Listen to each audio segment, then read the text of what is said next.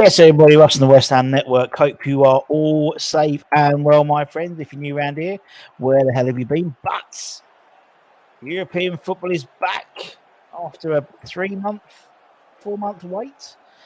We play Aek Larnaca. Aek Larnaca. You see the teams along the bottom. Let me bring up this team properly so you can see it. That is our starting lineup as we live and breathe. So we have got Areola in goal. There's no surprise there. Back four looks like of Tilo Kehrer back in the squad. Right back with Kurt Zouma, Naya Figuered, and Aaron Cresswell. Left back to the side. We've got midfield three of Rice, Lanzini, and Downs. I imagine Lanzini playing in a slightly more 10 role, possibly.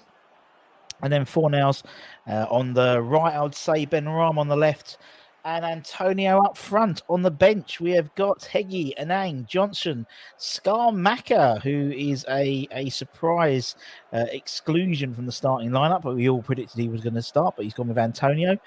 Lucas Paqueta, Maxwell Cornet, do you remember him? He's on the bench. Danny Ings, Bowen, Ogbonna, Souček, and Emerson. In terms of our opponents, this is how they line up. And we just bring, where the hell was that gone? There we go. Let's bring that up.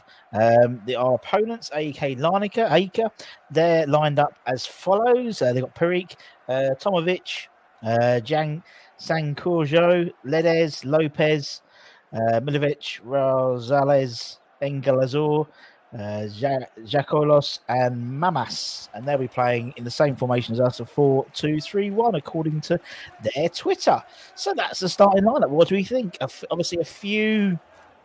I think it's sort of, again, it was like similar to what we were looking at before when we were looking at the our predicted 11, which we put out sort of early this morning, at lunchtime. It's. I mean, where the hell what's Scott got to do to get a game? That's, I think, where everything on Twitter, the outpour on Twitter is what's Scamacca got to do to get a game. We're kicking off at 5:45 in the UK. We'll have Irish Tommy coming on, Matt will be on, we'll have Alf coming on, we'll have Anton will be doing the watch along and all that good stuff. But are we excited? Frano's excited. Frano is excited. Let's go. Come on, Ryan's. I'm very well, Frano. Hope you are well too. I'm looking forward to this game. It's been, for me, you see the outpour on Twitter. Everyone's out there, seems to be having a great time. Not jealous in the slightest, because it's absolutely pissed it down and freezing in the UK, or is in Essex. But for me, I'm a bit deflated by one player, and that's Antonio's inclusion rather than Scamacca's inclusion. You know, you thought this would have been the perfect game for him to get some minutes, particularly going into the Aston Villa game. And you look at the bench, obviously the bench is strong, albeit 3, 4, 5, 6, 7, 8, 9, albeit we've only got 11 subs. We can have 12. So again, why don't you just bring Mbama, Casey, someone like that, just to fill in the bench, just to give them that experience? I don't know why they wouldn't do it. Levi Lang, maybe. That's, again, a frustration of mine. You've got a space, you might as well use it. They're all in the squad B. They're all in the B squad because they'll be young enough, because they're, particularly someone like Mbama, he goes straight in. He doesn't need to be part of the A squad. He's gone quite strong, centre-backs. Again, I'll bring it up again so you can have a quick look. I think he's gone quite strong in the centre-back positions, particularly. Zouma and Aguerd, that's arguably our number one choice centre-back pairing. Good for them to, in a way, it's good for them to get some minutes with them two and Areola as a 3, because I think clearly there's been some miscommunication between Aguerd and Areola throughout that previous time. Particularly last couple of games, you can see when Aguerd assumes Areola's coming for a ball, he doesn't, and things like that. So for me, that makes sense. We thought Rice would end up playing because Deck is the captain and he wants to play every game, and yep, totally get that. Fornals, I'm glad he's given Bowen a rest, because I think we need him for the Villa game. So it's sort of 2 games in once, really, sort of 2 selections in one. Not only is it the game tonight, but also it's the game on Sunday, really, isn't it? Obviously, Danny Ings, Lucas Paqueta, Souček's given the day off. or the night off at the moment. Lucas Paqueta as well. So hopefully we won't need these guys on. Obviously, Cresswell comes in for Emerson. Kira's quite an interesting one in terms of Tilo Kira, because obviously back in the side, Sufal we know has got an injury. He's got a heel injury. He hasn't travelled. Everyone else has travelled apart from him. And Fabianski, they're the only two people who haven't travelled. So, yeah, a little bit surprised by a couple of those inclusions. Let me have a quick look in the chat, and then we'll bring on our first guest. I'm disappointed to see Antonio play. Me too. Hashtag free Scamacca. What has Scamacca got to do? Indeed, Scamacca has been excellent. You're totally right. He has. I don't understand it. Good opportunity to try something new, but looks like Moyes is going the same formation. Can't teach an old dog new tricks, says Garino. Also, Aek Larnaca has gone for a 4-2-3-1 as well. So, Cresswell 2 puts your money on a red card. Indeed. Crescent European competitions aren't the best. Actually, also thinking about that, I think it's Flynn and Angelo Bonner are both on 2 yellow cards. So obviously they pick up one more yellow card. They would miss the return leg. But obviously Bonner's on the bench anyway. Let's bring in Irish Tommy. How we doing, big boy? Well, thanks, Ross. How are you? I'm all right, man. I'm all right. What do you think about that starting 11? Yeah, pretty strong. Should be good enough to get the job done. Very disappointed that Scamacca isn't getting any game time. Yeah. Actually, if I'm honest, the whole Scamacca situation, I'm getting quite angry about at this point. This is a striker we paid a hell of a lot of money for, and that was supposed to be our number 9, our frontline striker, who was going to maybe get us a dozen or more goals a season, and he can't get a look in. No. So I'm really getting quite angry about it, because we're gonna do it again. We're gonna do it again. We're gonna bring in a big money striker. He's going to be completely wasted by Moyes, and then we're going to sell him for a knockdown price the following season. I don't know why this is tolerated by the board, by Sullivan. I don't understand it. It's a joke. It shouldn't be allowed to happen. It's absolutely ridiculous what's going on with Scamacca. It really is. I mean, we paid a hell of a lot of money for him, last summer, and he's just going to want out the door. And like I say, we're just going to lose lots of money. I mean, God forbid if we get relegated, what we're going to have to sell all our players for. But for Scamacca to not get a look in Europa League, to play Antonio, and I like Antonio, and I'm not trying to dig him out. No. This is not really about Antonio. But to play Antonio ahead of Scamacca in any competition, frankly, and I include the Premier League in that, to me is a joke. Yeah. And I just don't understand why this is being allowed to happen. So that's the one thing about that lineup that is really, really irritating me. It may be showing. But overall, just to answer your question, it's a strong side. Pretty happy with it, and should be more than good enough to see off Larnaca. I'm not sure if it's a 4-3-3 or a 4-2-3-1. We'll see. Yeah, I think it will depends on Lanzini's positioning. But we'll see. But yeah, happy with the lineup. Other than I'm really angry now about the whole situation with Scamacca this season. I know. Yeah, I think everyone's the same. I think we all put Scamacca, and he's on my Twitter. He's trending. There we go. Unsurprisingly, it's a strange one with Scamacca. I just don't, because if it is a fitness thing, not getting enough reps in his legs, then this is a perfect game to give him that fitness. And so you can get someone fit is by playing them. In the same way that he's brought in Maxwell Cornet. He's back on the bench, and he said in his press conference he ain't going to play him. Well, what? Why put him on the bench? And again, we've got 11 players on the bench where we should have 12. So why haven't we brought out Benrahma or Casey or someone like that just to fill up a space? I mean, they don't have to be part of the it's in the B squad. Yeah. I don't even understand why he's saying he won't play. Well, he played 45 minutes for the under-21s and seemingly came through that absolutely fine. And he's obviously someone who needs minutes. I'm not saying you have to start Cornet. You could start him, give him an hour, whatever, or you could, bring him on, after 65, 70 minutes. give him a nice run out, get his kind of match fitness and his sharpness increased a bit. Why you would bring him there saying we've got no intention of playing him? Now, whether we'll bring him on or not remains to be seen, but why would you not give him minutes today? I mean, it's a perfect opportunity. I mean, it's bizarre. I mean, if he doesn't play any minutes today, I mean, what good is he going to be against Villa? How many minutes is he going to have in him against Villa? I mean, you're totally right. It's about it is. I mean, when I predicted my 11, I went for basically anyone who's not going to play for Villa against Villa, because mine was right. Okay, keep them in cotton wool and just let them. But then if you're travelling, I mean, they've all travelled, so he was going to play the likes of Declan Rice and probably again, because otherwise it's a 5-hour flight and it's 5 hours each way. It will knacker you out regardless. So you might as well play if you're going to bring him. And as I said, with the likes of.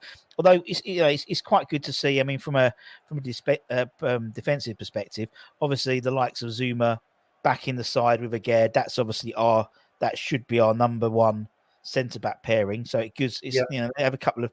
It's good to give them, I don't know, 70 minutes or whatever with Areola as a 3, as a triangle, because again to improve the communication between them 3, because that will hopefully be our sort of little triangle for the next hopefully for the rest of the season, hopefully into next season as well. So, I can see that. I mean, it's his first. I mean, it's Zuma's first start since January. Yeah, it'd be January. Obviously the Everton win, and I think it's his 50th appearance at West Ham today. Oh.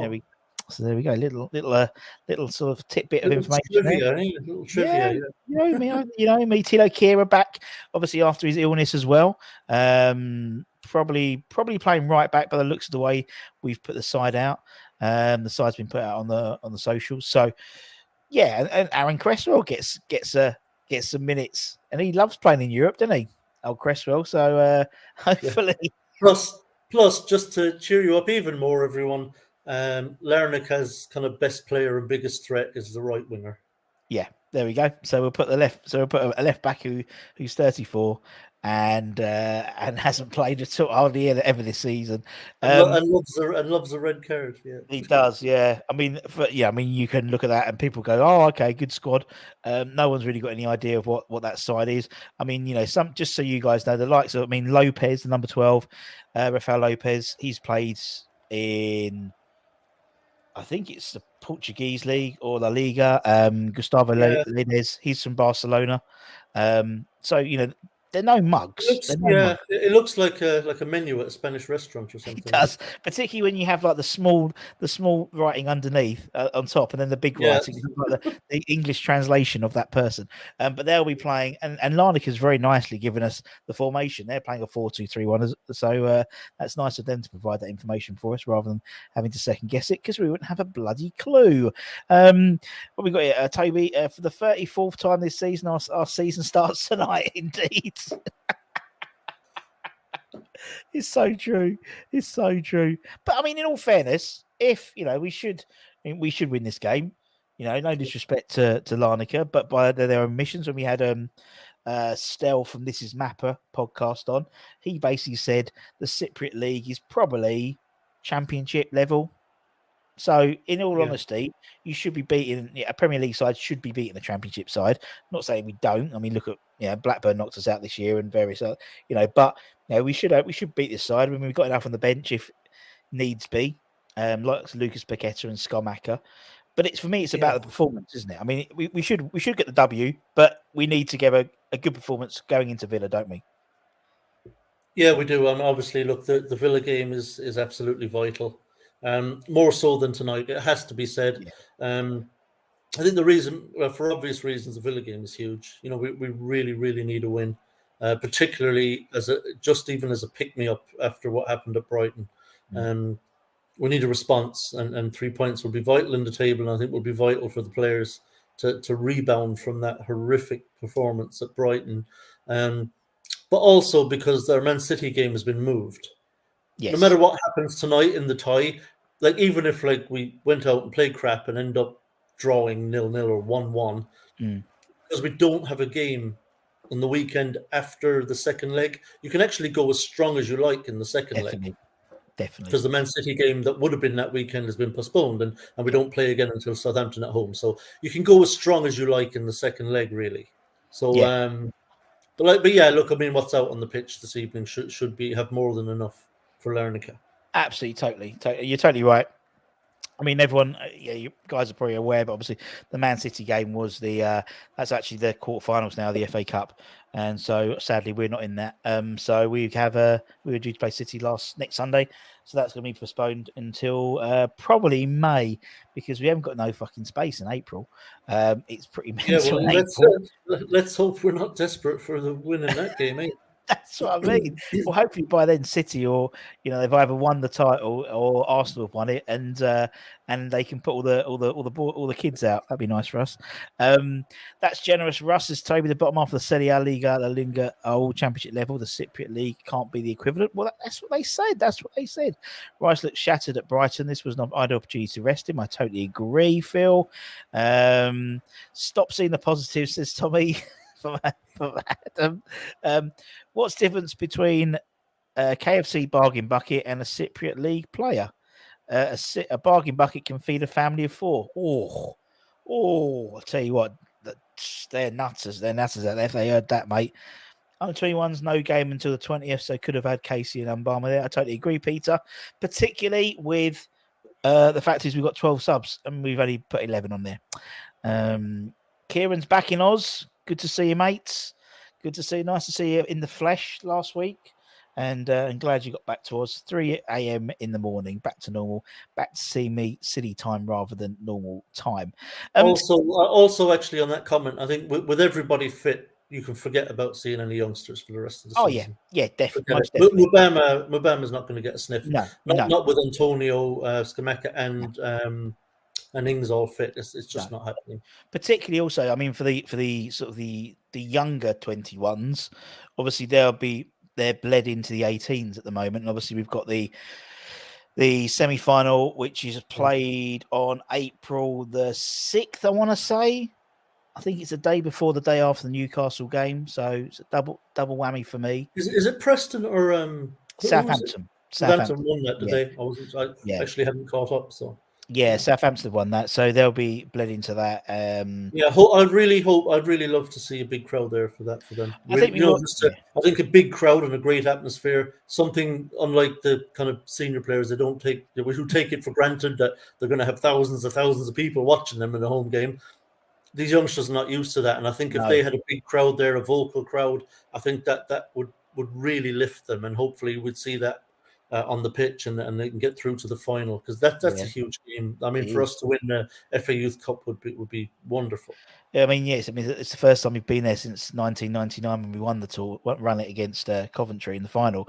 And as you said, that side bled through the players like Joe Cole, Carrick, we said Richie Garcia, Stephen Bywater. I mean, I think everyone in that squad ended up playing professional football in some league, whether it was Adam Newton, whether it was, Izzy at Kipen, Anwar Udin, and guys were still sort of associated with the game. So I totally agree. And I think for us, I mean, the only fly in the ointment is I think one of the only teams we've lost to this season is Southampton, the under 18s. But obviously it's the under 18s plus the best or the qualifiers from the under 21s, the likes of Barma could play and various others. And hopefully Ollie Scars will be back as well for that. As Peter says, Peter's last time in the under 18s, they certainly did. Southampton have got a good academy system. They do. There. I mean, you look at some of the players they brought through, the likes of, Walcott, Gareth Bale, Lallana, some very good players they brought through. There's certain ties. I mean, Crystal Palace have always got a good side as well. Always have a good youth academy. Good afternoon, Howard. Hope you're well. We're very well. We're 45 minutes away from kickoff. If you haven't seen the squad, it's going across the bottom there, but just so you can see it a bit more detail. Areola obviously is in goal, although we do know that Fabianski is likely to be back after the international break. He had his operation on his plate actually inserted into his socket cheekbone thing on last Thursday, and he's been spotted doing training at Rush Green today, so that's good. So Areola in goal, looks like back four of Cresswell, Naya Figuered back on his left hand side, much better. Kurt Zuma returns to the side, obviously since his knee surgery. recovery back from the Everton game in January, and Tilo Kehrer returns to the side from his illness he had last week. And then we have probably more likely to be a 3, but I imagine it could be a 2 and a 1 with Lanzini pushing up a bit forward. Declan Rice captain the side. Flynn back into the side. Good to see Flynn get some minutes. Lanzini back on the pitch. And then Fornals looks like on the right-hand side. Bowen's been dropped. He's been rested. Benrahma, he's back. He's still in the side. And Mikel Antonio back in the side, rather than Scamacca, which is the main topic of conversation on all social media at the moment. What has he done to David Moyes' daughter?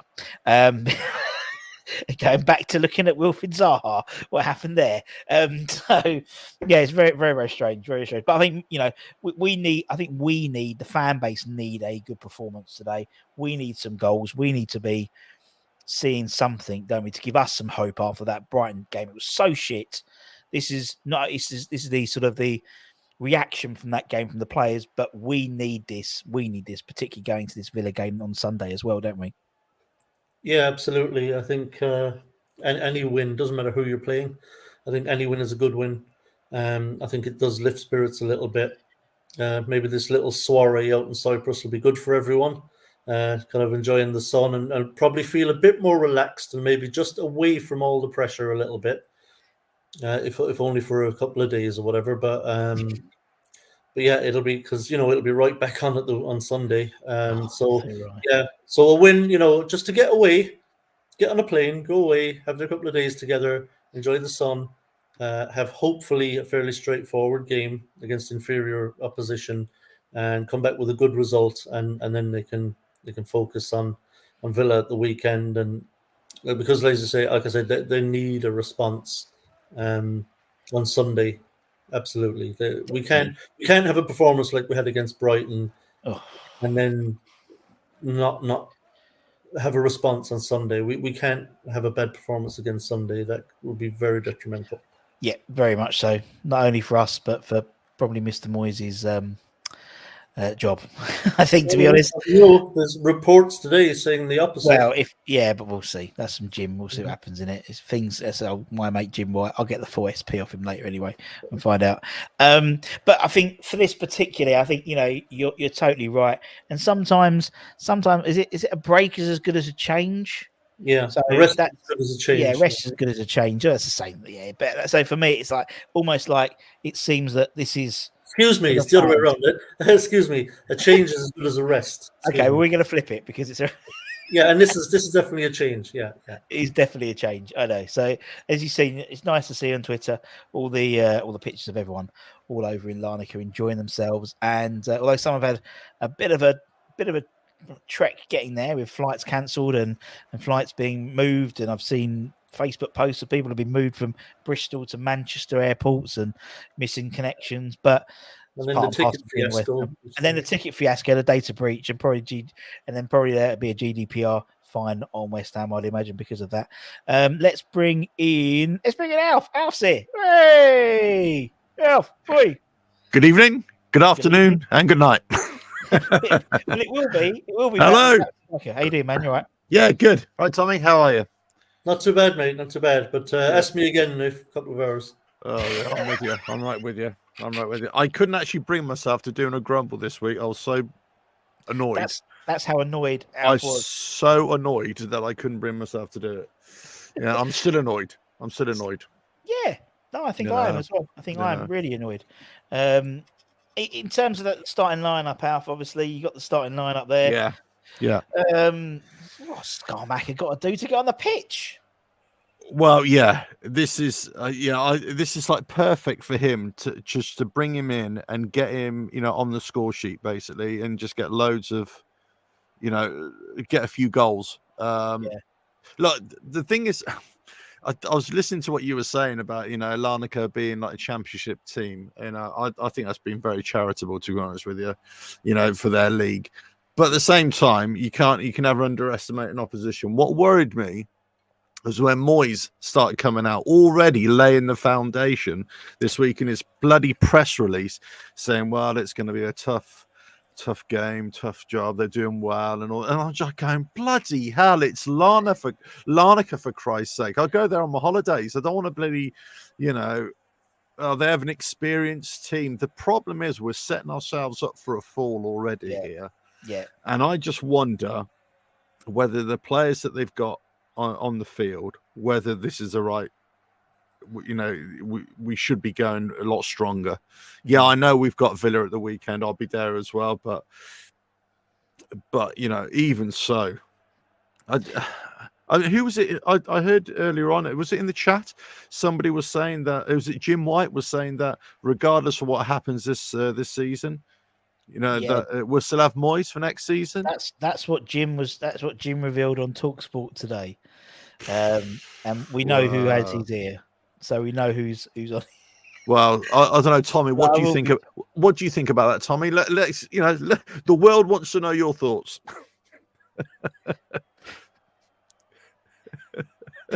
Oh, he's muted himself. It's probably just as well we did mute him. That's the most sense I've made all day. Yeah. Oh dear. Well, look, I think it's fairly well known that Jim White essentially has a direct line to David Sullivan. Just text him out. Usually, when Jim White says something like this, you can assume it came from Sullivan. Yeah. And Sullivan, I think, often uses Jim White as a little kind of test subject. He says, "Well, just put that out there and let's see what the reaction is." Yes. Yeah. And let's test the water on this, and see where the fans. Let's get a feel for where the fans are at. But surely, sorry to interrupt you, Tommy, but surely, as an owner, as the board, they should know what the feeling is in the West Ham fan base. Most of the fans surely want Moyes out now.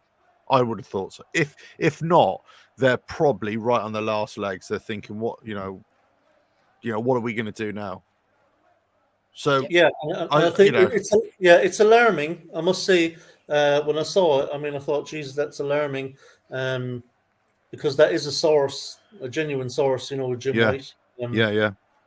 So when he says it, and I doubt if Jim White throws it out there if it's just kind of made up stuff. I don't think he's that kind of loose with with what he says on the show, Jim White. I think if Jim White is saying it himself on the show, he trusts the source that he's getting it from as being accurate. Yeah.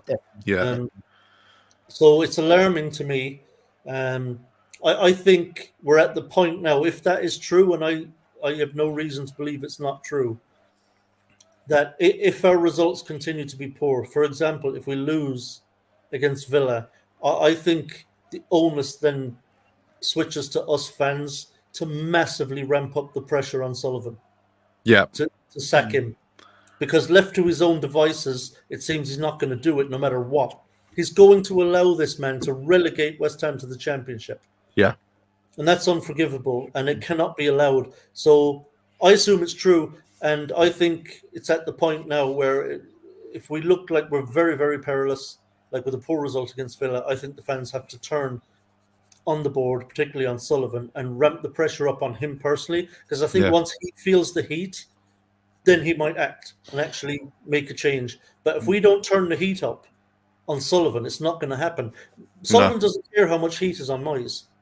No, exactly right. Attention is on Moyes, because all the attention essentially up to this point has been towards Moyes, a little bit towards the players, but no real heat has come on Sullivan. Do you think the heat increases if we don't get a good result tonight? And I'm saying anything other than a win and a good win is going to add extra heat, or do you think, I don't think many people would pay? I think I'm at this point at the Conference League now where I just think I'd love us to go forward and get through to the final, all that. But if it's now at the expense of the league, I'm questioning it. And I never thought I'd say this because I never wanted to be one of those fans. Do you know what? I don't care about winning anything as long as we stay in the Premier League. But it's so real now. It's so much of a risk now that I'm just wondering how many of the fans will think, you know what, even if we don't have a good result tonight, it's Villa. That's the most important one. You're right. Yeah, I don't think tonight has any bearing on his job whatsoever. To be honest, no, I don't think it does. But I think But- you know.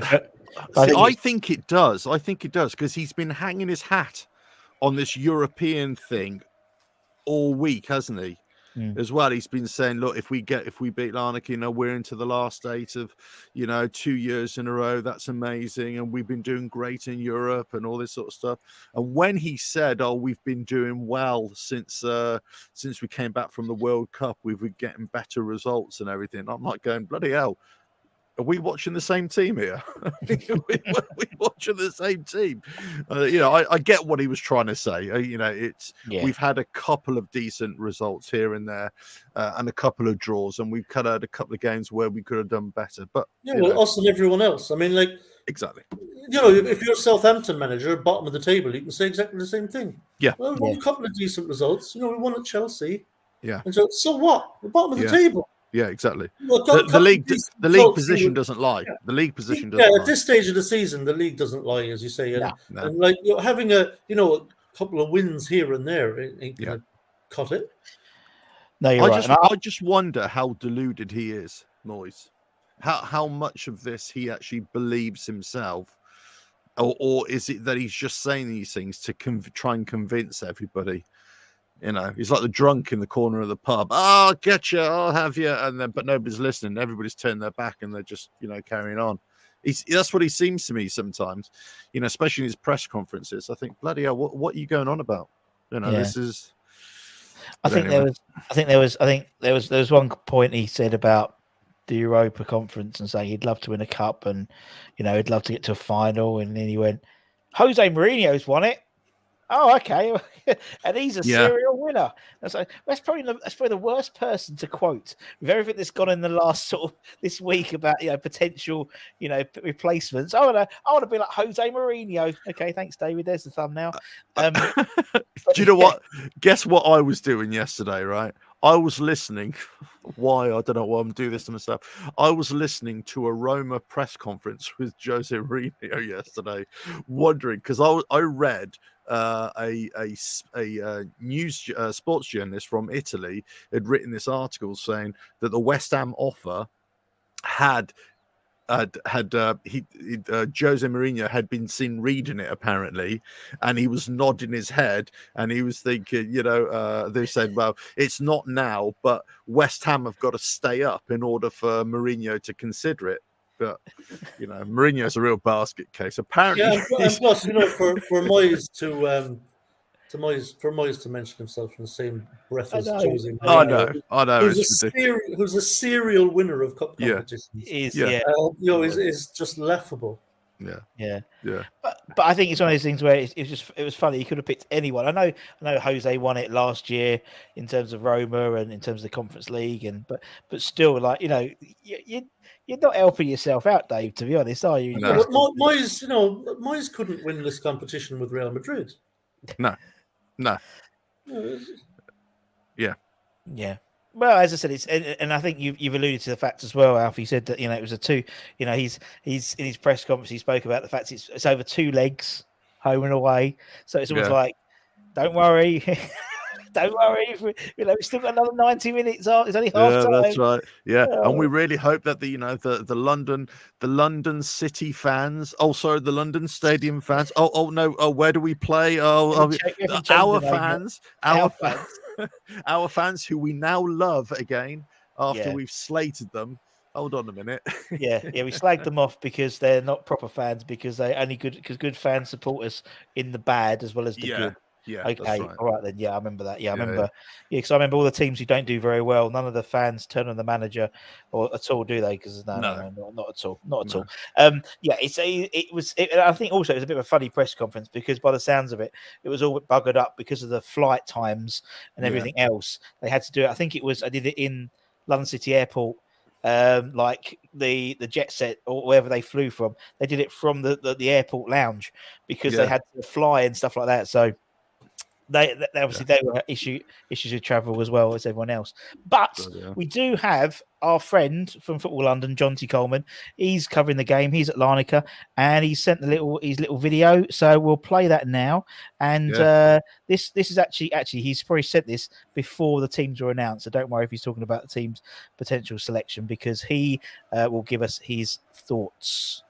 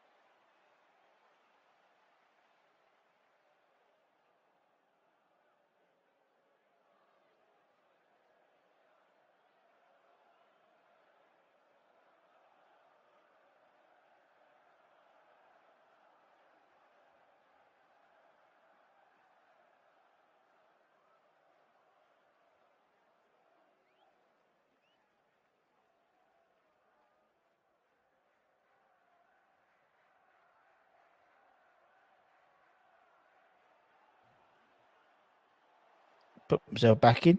There we go, John T. God bless him. Thank you as well, Mr. Check him out on Twitter if you want to. We heard absolutely nothing. Oh, you heard that? Nothing. Okay. No, I didn't hear anything either. Thanks for telling us, guys. No problem. Anyway, I wasn't sure if it was just us and me that I couldn't hear. No, you heard absolutely nothing. No worries at all. We'll sort that later. Put it back on. It was basically sort of showing you a bit of the stadium and saying about the team selection, really, to be honest. But anyway, thank you, Andrew. But yeah, I mean, it was quite funny actually. You couldn't hear him talk much because he was like, it's like a nightclub.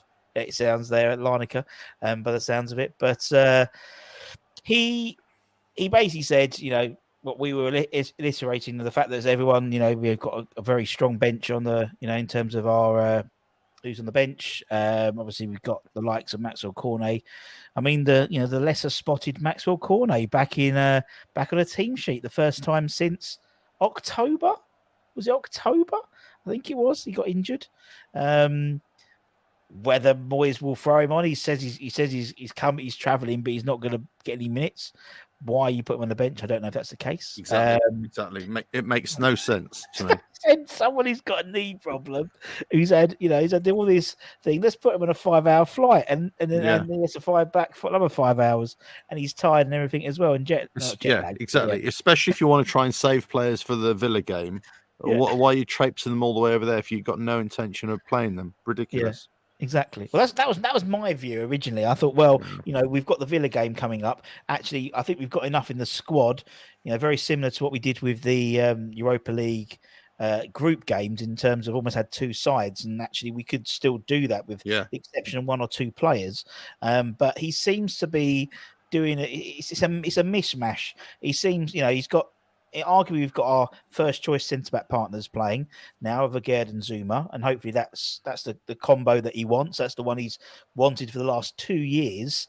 Originally when we was going for Zuma, we were going for Naif at the same time, and then we did okay, well we'll come back for you in the next summer because we can only afford one of them at the time. So this is his centre back partnership. He's got the goalkeeper that we've paid money for as well, rather than the one he inherited when he joined. So that's good. But then the rest of it, you see Fornow's Benrahma. Fornow's particularly good to see him get some game time though. Flynn Downs as well, good to see him get some game time. Proper West Ham boy. But then you've got that big number 9 up front, which is the one which is it's like a sore thumb. It's standing out for me at the moment. Really weird, really strange. I've just done a quick calculation here, right, Tommy? This is really going to please you, okay? If we win every game now to the end of the season, right, and everybody else loses, how that be possible, I do not know, right? We still don't win the league. We finish 1 point behind Arsenal. So we would finish on 62 and they would finish on 63. Thank you very much. That's it. There we go. We had even if we stacked everything in your favour and we rigged the game, Moyes, you still can't win anything.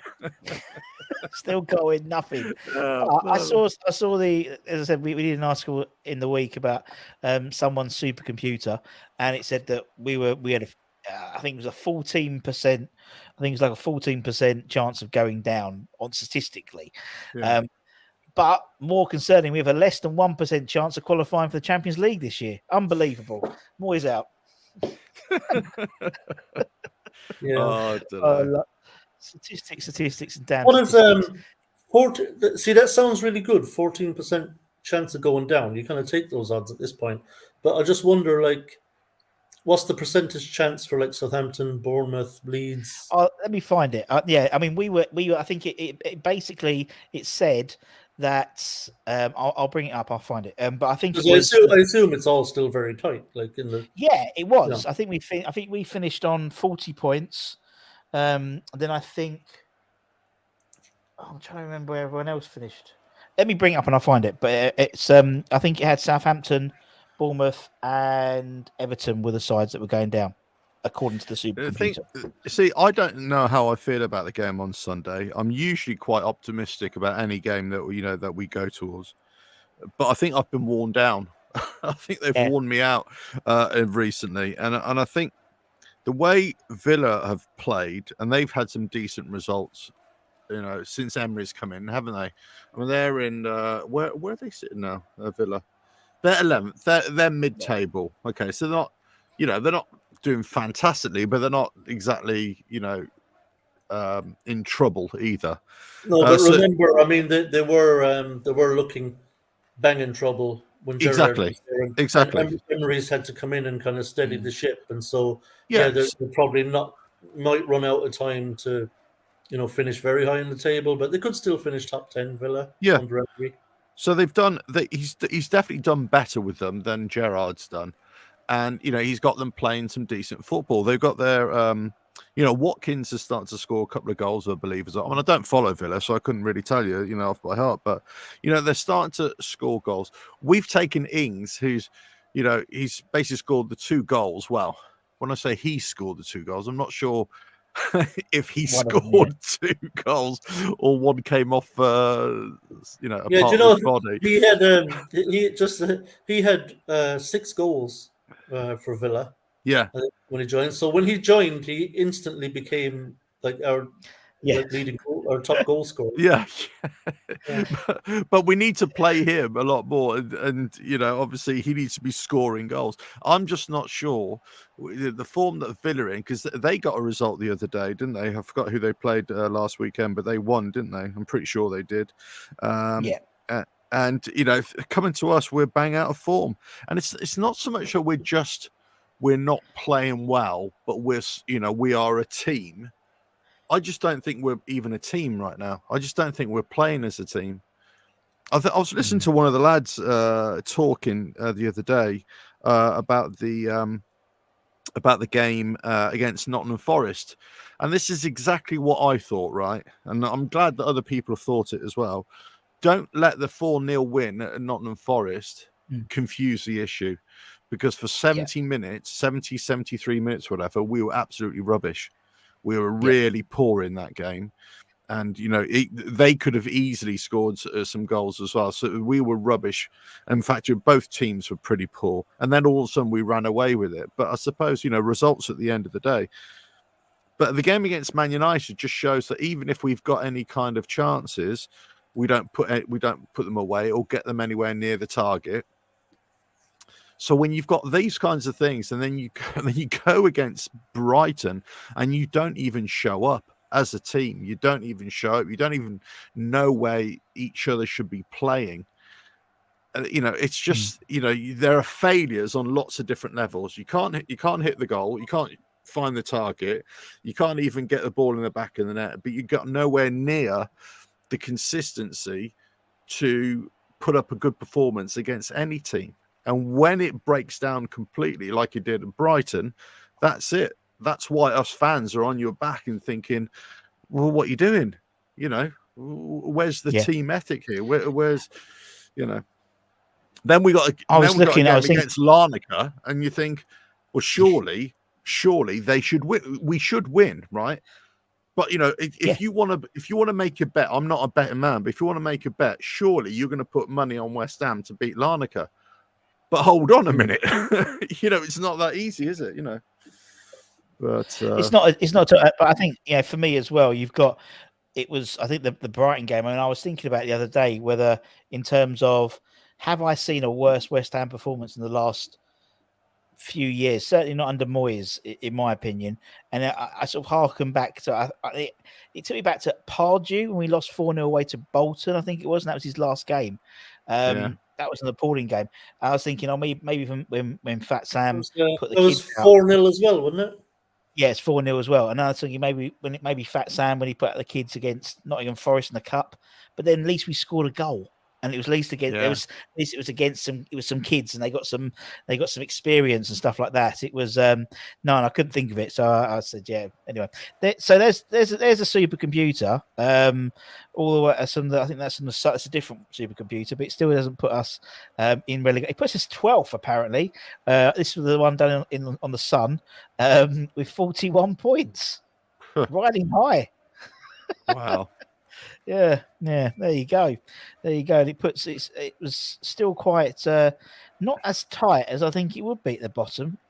Leeds stay up with 37, they reckon, and I don't know I don't know how you get 34.7 points, but anyway.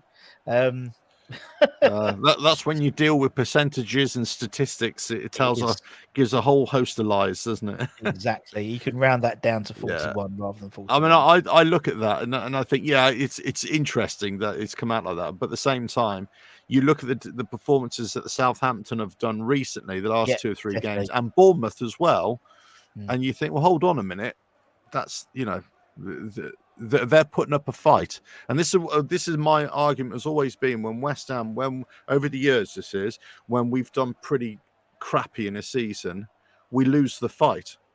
In games where you should be putting up a fight, we lose it. Whereas other teams around us, I think I was listening to you, Russ, the other day, and you were talking about, or we all say it, well, are there 3 teams worse than us?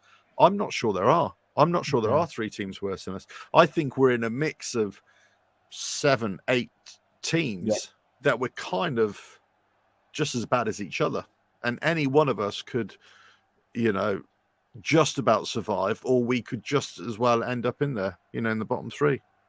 Yeah. Which is, I think it's going to be, it makes it exciting. It makes it exciting for the news, really, isn't it? Really, because as you said, I think anyone from Palace down really could. I mean, Palace have, they haven't. I think they're bottom in the form league. I think since the beginning of the calendar year, they're dropping like an absolute stone at the moment. And it takes 1 or 2 of those clubs to put on a run of 3 or 4 games in a row, and they're away because there's so many teams in between them. I think that's the key. But we'll see what happens. Obviously, assumes that we get past today unscathed. I think. Yeah, you can imagine what it'll be like, going into the kind of last 3 or 4 games if we're still in this situation. I mean, it's going to be nightmare stuff. But I think I can see it. I mean, I'm not an inciter of violence or anything like that, but I can see it getting very, very testy, especially at the London Stadium, if we're getting closer to the end of the season and we're looking like we're right there. We could go down. I could see it, with fans really getting really beside themselves and losing their heads for a little bit and just getting onto the pitch and just getting silly, like that Burnley game. Remember the Burnley game? I was there, and it was just like it's not what you want to see, but I can just see it. I can just see something like that happening. You can, and I think also there's apparently not only was the ticket, all the fiasco with the tickets and then fiasco with the flights, but apparently the transport has been all fucked up as well. And so there's apparently a shuttle run from the West Ham pub to Larnaca, and they've changed all the schedule. So I think a lot of fans are going to be getting taxis and stuff there. It's just been a nightmare for them there. Really utter nightmare. Absolutely crazy, bless them. But fair play to them to go there. I'm not jealous in the slightest. So one of the lads, is I don't know what the latest on is on him, whether he's taken to hospital as well. Was that involved in an accident or something? Yes. Yeah, I think he was being a bit silly. I'm afraid he was trying to climb out the window of like a minibus or something to climb up on the roof while they were driving. Ah, okay. And he fell out the window. Right. And apparently the driver tested positive for cocaine. Yeah. Oh, bloody hell. Right, okay. It's all fun and games until something like that happens. Yeah, until it goes wrong. Yeah, exactly. I remember last year with the lad with his finger.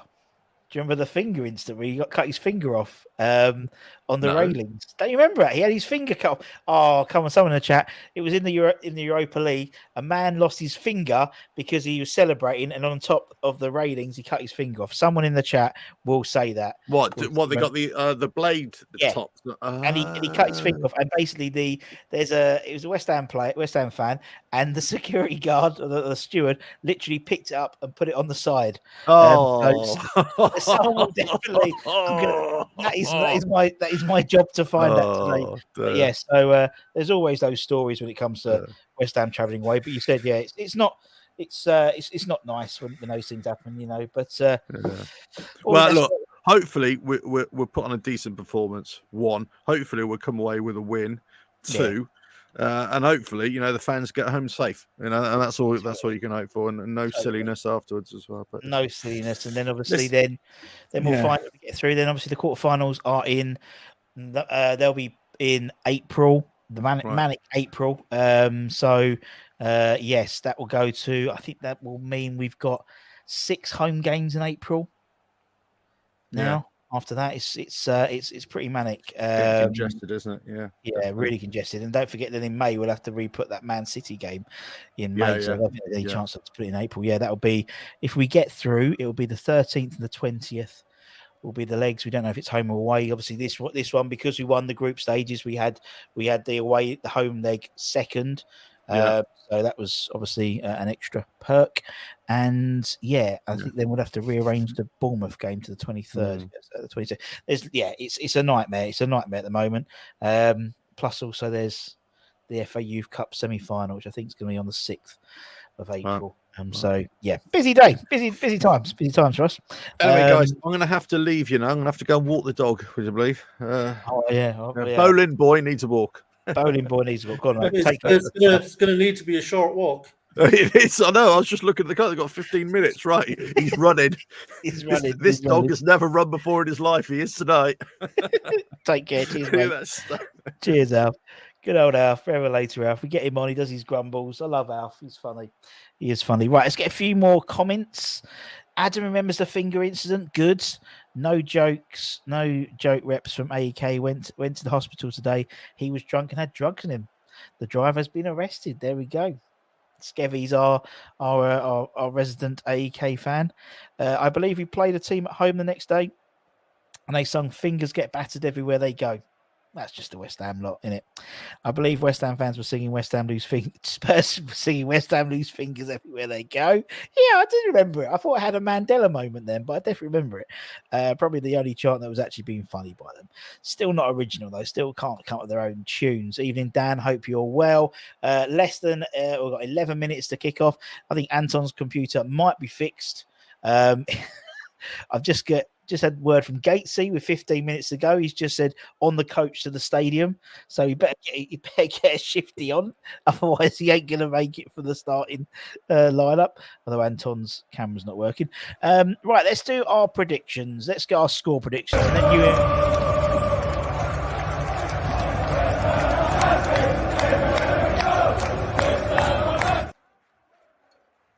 Tommy, what are you going to say? What are you going to say, man? Like I said, I'm confident that we'll have too much for them. I don't think we'll batter them. Yeah, I think this will be kind of a bit of a cup final for them, on it kind of type game. So I think they'll definitely be up for it, and they'll probably maybe play. They could potentially play out their skins, play to their potential. So I don't think we'll be untroubled. But I mean, we really should be able to control this game. Control the tempo, and if we can do that, then it should be comfortable. I think I'll go 2-0. I'll be a little conservative. It could be better than that for us, depending on how we perform.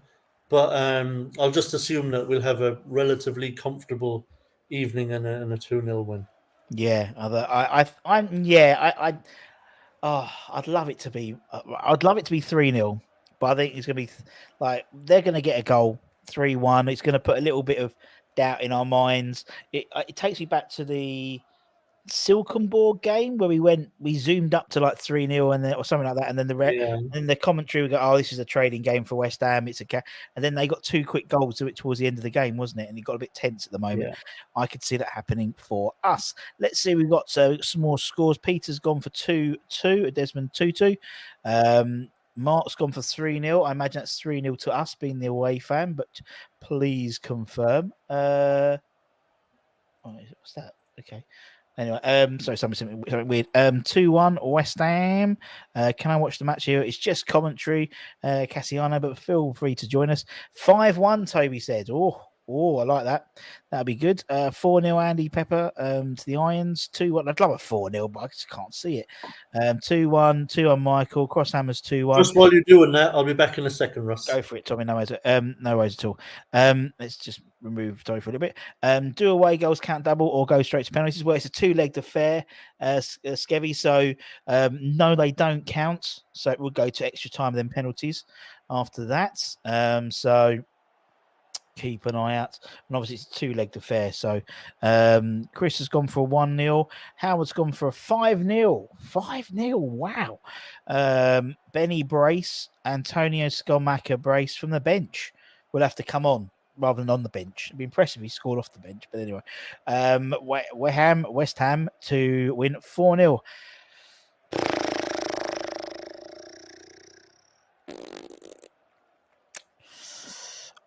No, don't count. I'm going to go with I'll go with 3-1. I'll go with 3-1. I'm quietly confident. But you never know, West Ham, innit? Never know.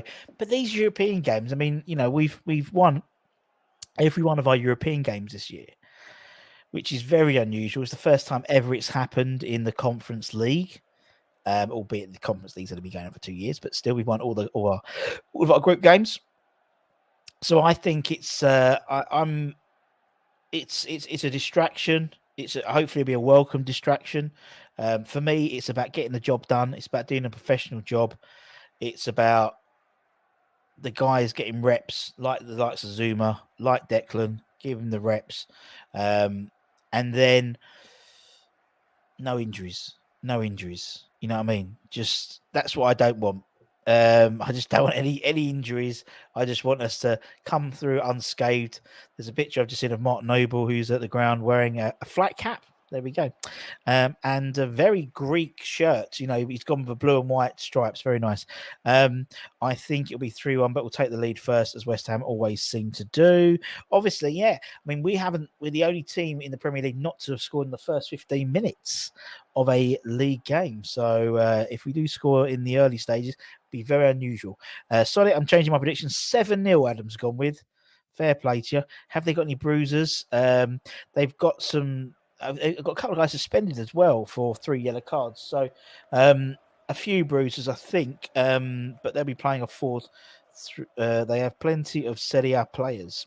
For anyone who's interested, that is the. Let's take off the branding. There we go. That is the Larnaca lineup. I mean, people. I know of Rafael Lopez, Gustavo Ledes. Those are the two I know of. They're missing a couple of their players as well, and obviously that's how we're lined up. We've got the across the bottom there, as well as the subs. We've got 11 subs, despite the fact we can have 12, which is slightly annoying as per usual. As I said, we'll be cooking off about 5 minutes time. If I take that off, there we go. Thank you. Kicking on about 5 minutes time. I think Anton's going to do the watch on his computer works. Then I'm going to come on half time, and then we'll do the review show afterwards as well, as per usual. And yeah, I'm looking forward to it. Actually. It's less for me. It's less pressure going into this game, which is a good thing for some, and maybe a bad thing for others. As Tommy says, when we don't get pressure, when it's very much relaxed, then we don't tend to perform. Sometimes you need that extra bit of needle in you. So like the Villa game, but no, that's nervous energy. Well, I think on Sunday we can be quite nervous because we know what the impact of that game could be, particularly someone like Moyes and his job, arguably. Glad to see Cornet back on his feet for us in the last summer signing, and will be our new player returning. So it will be draw till 95th minute, and West Ham will score. It has been AEK's downfall in the last seconds of a game. There we go. But Skevy's hoping they're wrong. So very much very similar to us. Although we do tend to perform better in the second half than the first half, particularly across the whole season. We've been really slow out the gates. And this would be a great game to get out the gates, get a couple of quick goals, and then relax into the game. But we know that's not going to happen. Team sheet looks all great to me. Boom, boom. Very good. Thank you, Peter. You're here all week. Hopefully Skevy's not wrong, because then we want to score at the end. But anyway, Irish is back from his wee. Oh dear, not long to go. I was topping up the stove. Oh, yes, I've got to do dinner as well. Henry asked, "What do you think?" Oh, we spoke about Brighton. Well, plenty of times, Henry. It was bloody awful. There we go. Simple enough. What we got is I'll tell you, we don't want to relive it, frankly. No. This could be a reset. This should be a reset for us tonight. Hopefully, it'll be a reset for us tonight. Is Antonio's computer got much oil on it? What? Are you talking about because of his picture? He's very oily. I think that's what you're talking about. But Antonio back in the side. Very strange one. Why Scamacca's not in the starting lineup there? And no one's asked him. No one's asked him that question yet, which is really surprising for me, because you think with everything he's had coming on, his knees, he's had the injections in his knee to get the platelet injections to improve it and get it going, and you think surely this would be his game. But he just hasn't. Just don't get it, mate. Just do not get it. Do not get it at all. You like dog? So my dog's looking like she's shut on the carpet anyway. That's good. Have you? No, you haven't. Good. Get Gillian McKeith on to do a check on his urine. Oh, you talking about Antonio, not my dog. So she, it's like a baby. A baby looks at you when they've done something. She's looking at me really sheepishly. Anyway, bless her. Right. Yeah, thankfully for me, Kenny's fast asleep. Oh. So and Kenny likes to make appearances when I'm on live. And he does. And with a litter, does Kenny have a litter tray? Yes. Well, there you go. Dogs don't have litter trays, do they? So dogs is, that's the trouble with a dog. But anyway, I'm sure everyone's really interested to know about our pets' toilet habits. So you don't think today, Tommy, if we come out of the game with a loss, that would make any difference to Moyes' stance at the club? No, don't think it'll affect his position as manager whatsoever. To be honest with you, Russ, I'm at the point. I don't think there's maybe anything that man could do to get sacked at this point. I think it's I've know people saying, "Oh, loses to Villa, he's done." I'm not convinced of that whatsoever. I'm so despondent now. I feel like he might be with us till the end of the season, at least by hook or by crook. Do you think? I mean, I think personally, and someone put it on one. I think it might have been Clout and Booze I was watching last night, and someone put it in the chat. They said, if we lost to Villa and we still weren't in the bottom three, he won't get sacked. And I could see that. I could see that happening. So he won't. Because it's at the moment we're not in the bottom three, and irrespective of whether we're 1 point goal difference, we're not in the bottom three. And for me, I think that's their litmus test. But yeah, I'm not even sure being in the bottom three with a loss to Villa would be enough to sack him. Yeah, and I mean that was my worry even before today, and now Jim White comes out with this thing that even if we get relegated, he's not getting sacked. So, oh my god. It looks like the players are just. It looks like there's loads of fireworks. Oh my God, have a noise! Yeah, good man. You all right? Yeah, not bad. Thank you very much. Just getting this all sorted. Had a bit of a panic station. I think, Tommy, hope you well. Michael was referring to my hair. He slags off my hair all the time. In terms of computer, not Antonio greased up. Okay. We were very confused there. All these you look like it. All these hair jokes go completely over. Yeah, go for me, Tommy, and Alf. It was like Mitchell brothers, the Mitchell triplets. we're a hair joke free zone. Yeah, you can. We've seen that earlier on. We all clocked it. I'm just trying to get my. Hopefully, it does look like you dipped it in the deep fat fryer, Antonio. Well, it's the only way I can keep it back. It's the only way I can keep it down until I get the cut I want. So, right, come on. I'm just waiting for my thing to. Yeah, I'll be back in 2 minutes. I've got to go and just. Russ, what are you? Just do me a favor. Give me a backup option, will you, please? Yeah, I'll try. I need to get my camera sorted. All right. Tommy, I know the lineup and all you've been talking about it. But what's your kind of brief thoughts? The Scamacca thing, a worry? Yeah, I'm actually I'm really pissed off. I said it earlier. I'm really pissed off with the whole Scamacca situation. It's an absolute joke, in my opinion. Yeah.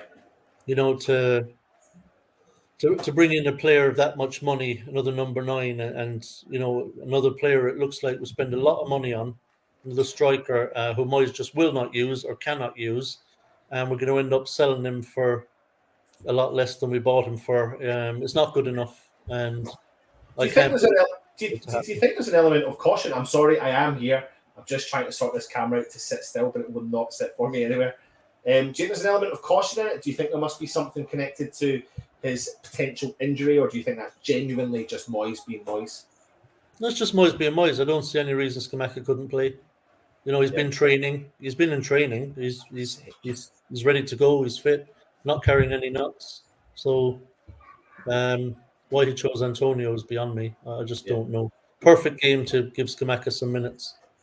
Well, do you know what? That was a perfect game if I could get my camera to sit still, but I can't even fucking do that. Excuse my French. I had it all set up and then my little boy came in and messed about on the computer for a minute. So just bear with me. I'm waiting on my link kicking in.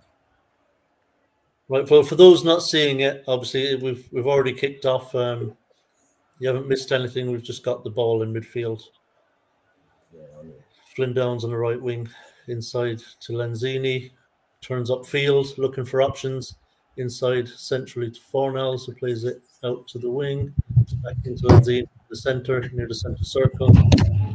We're just around midfield. Downs at the moment, now back out to the right. Kerr plays it inside. So we're just kind of probing at the moment around just inside their half without actually causing them any issues at the moment. So looks like we just need a little bit more movement in the final third, because Well, we've gotten the ball up there the last minute or so.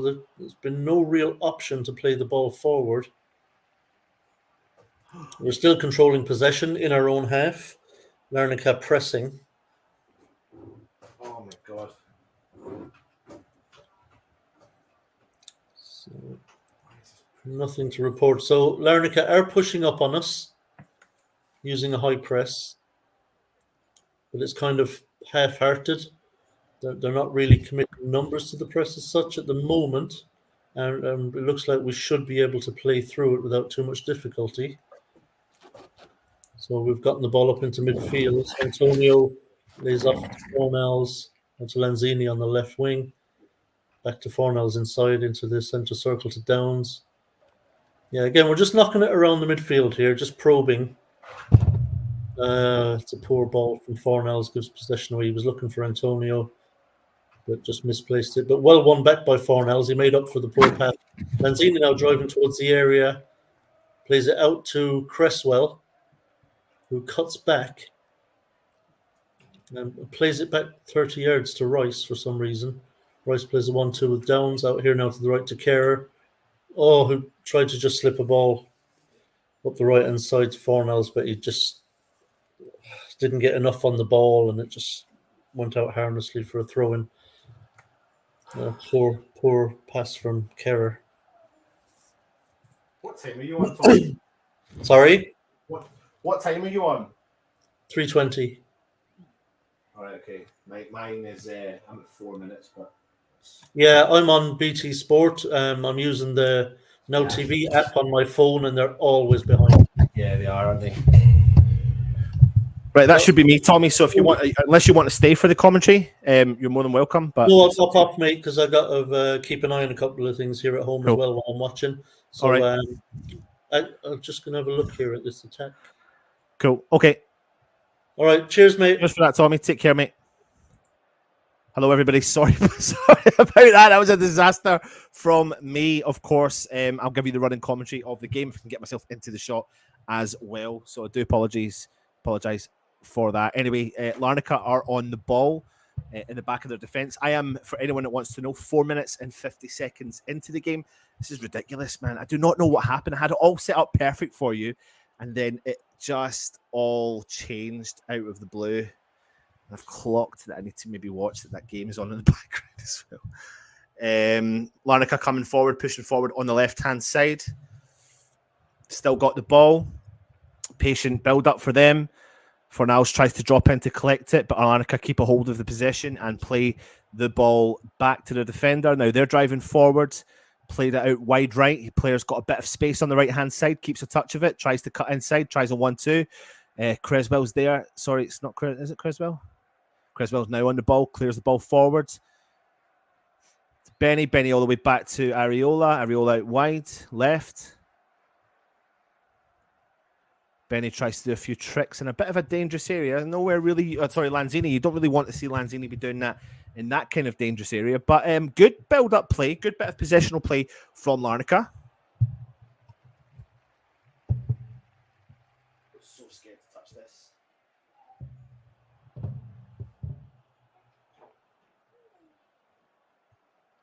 The kids will be on strict orders not to touch my computer from now on. I'm sorry, everyone.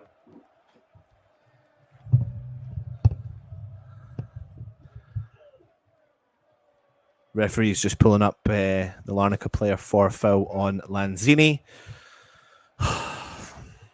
Give me 2 seconds, everyone. I'm still here. I will still give you the commentary as the game's going on. But Larnaca do have the ball in the middle of the park, play the ball forward. Zuma steps in and it goes out for Larnaca throw-in.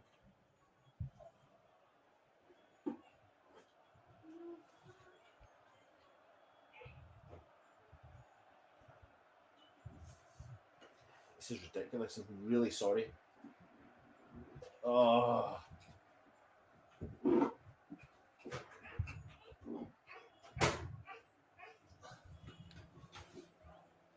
think could be sorted now.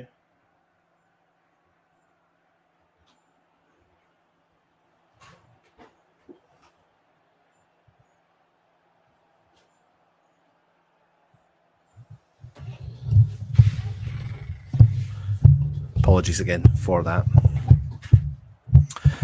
Flynn Downs just having a bit of a battle in the back of defence there. Zuma with a big free kick upfield, and it goes to absolutely no one and goes out for Larnaca throw-in. Hopefully that's me all sorted now. Hi all, hope you're all well. Good to see you.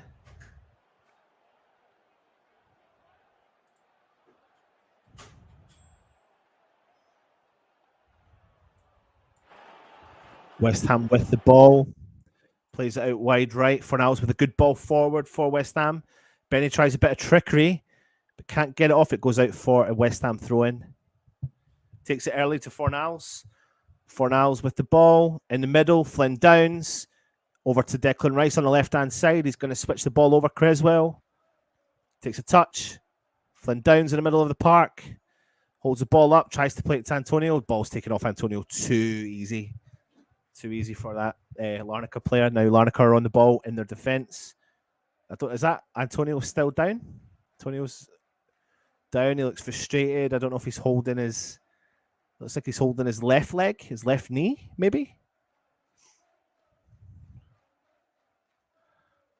Or his ankle? Doesn't look happy at all, man. He looks... It's his shin. Let's have a look here. Flynn Downs plays the ball in through to Antonio. The player sticks the leg through like a scissor, kind of, or he tries to, and he kind of knocks Antonio's left ankle over. I don't know if he's holding his left ankle or his left leg. 9 minutes gone. Larnaca 0, West Ham 0.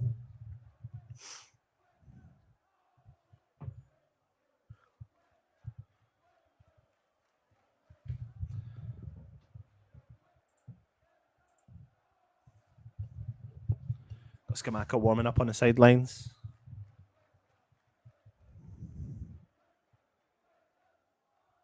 If I could just get the camera to do... Well, they're just fixing Antonio. I'm just going to quickly see if I can resolve this camera for a bit more. Antonio's looking a bit hobbly. Doesn't look happy at all. He might try and run it off.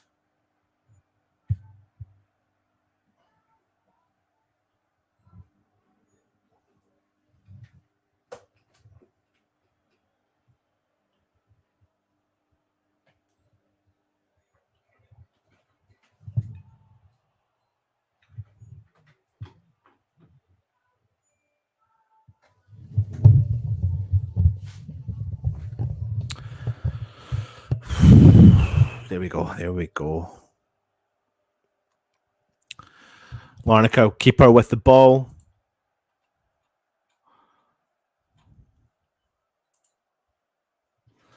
Nice ball through from Larnaca now on the attack down the left-hand side. Kira is there, but the player with the left foot's got the ball, crosses it into the box. Zuma wins the header. It looks like it's going to go all the way over to the far side for Larnaca. Throw-in. Not really had a lot of possession, nor have we really done anything with the ball. Just coming up to the 11th minute. Throw into Larnaca. I'm on 11 minutes exactly. They're going to go with a long throw. West Ham got plenty of bodies back there. Big throw into the box. Clear from Declan Rice. Shot from distance from Larnaca goes well over the bar for a West Ham goal kick.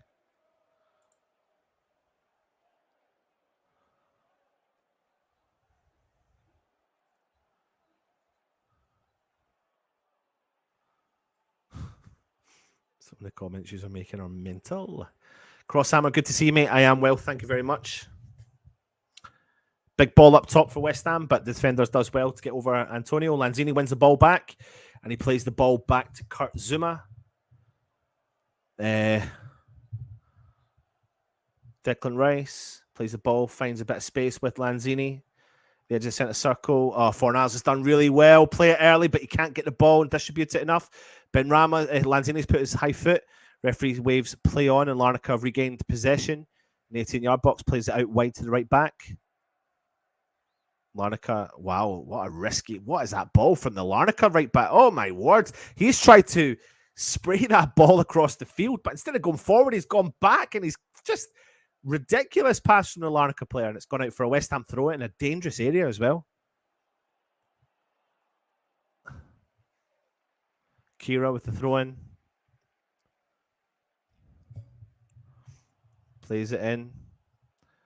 Benny out on the right-hand side, crosses it in early. Larnaca do well to get rid of the ball. They're outside the 18-yard box, but West Ham come back, try and win it with Fornals. And Larnaca win a free kick.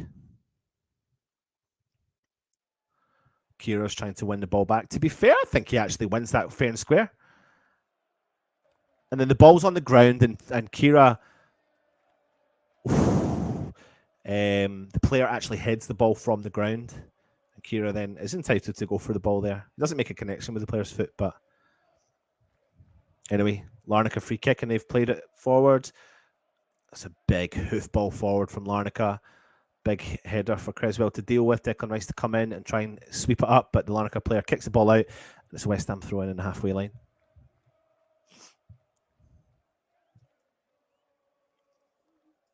Antonio does well. Lanzini, Declan Rice.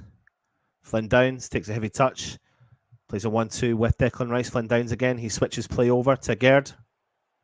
Sorry, to Zuma. Zuma to Gerd. Gerd finds Lanzini, who's dropped in deep.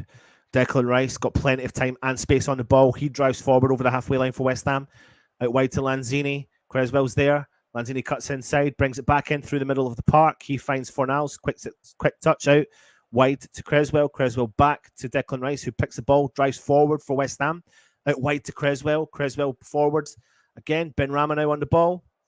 Out on the left-hand side. He finds Declan Rice back the way. Decker skips by one player. He plays it back to Kurt Zuma inside the centre circle. Zuma plays the ball through to Fornals, takes a heavy touch, and Larnaca clear.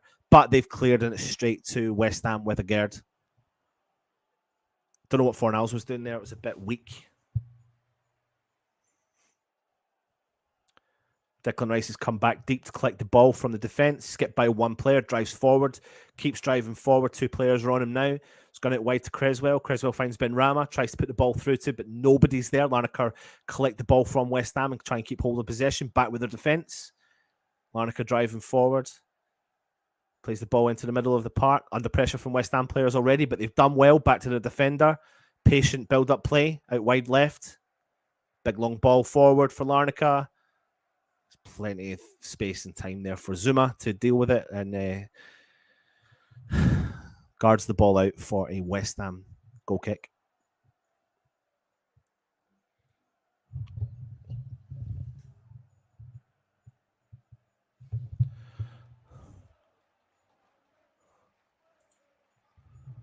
West Ham have played it early with Areola. Big ball forward. Right for a Larnaca throw in.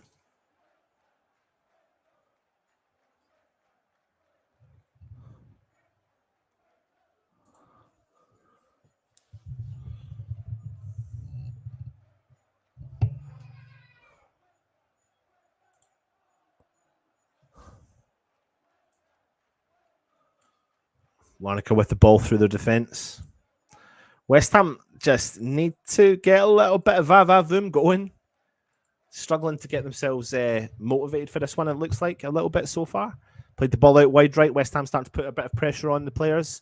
He's kept a hold of it. It's gone to the right back. Looks like it's gone out, but the referee hasn't blown for it. And Larnaca do win themselves a throw-in out on the right-hand side. You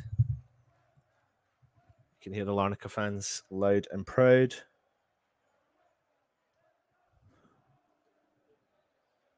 West Ham have regained possession again, though. Good play there between Benrahma and Lanzini. Fornals goes early, tries to find Antonio, but the Larnaca defender does really well to defend it.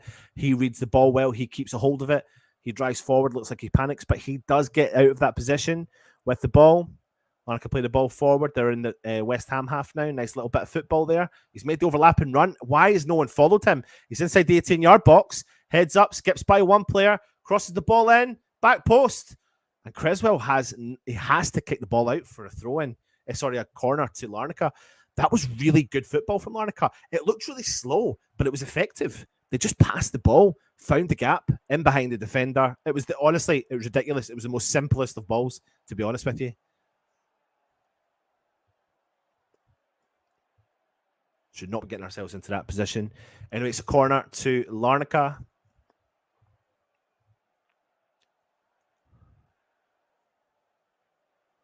Got 2 men on the corner.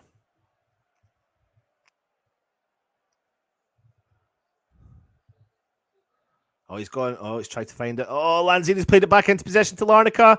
He shoots and it takes a deflection, and it's another corner for Larnaca. They've tried to do something really quick, something off the playground, the training ground. It's not worked essentially, but then they've found themselves in a position where they've had a shot and it's gone out for another corner to Larnaca.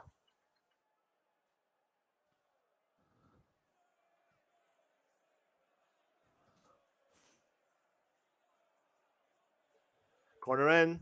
Oh my word, it's skipped by Creswell, and Antonio's there at the front post to clear the ball for another corner to Larnaca. 3 in quick succession.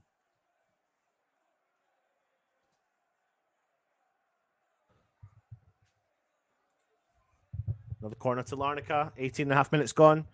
Right. Oh my word. Front post. No one's marking the player. Glancing header over the bar.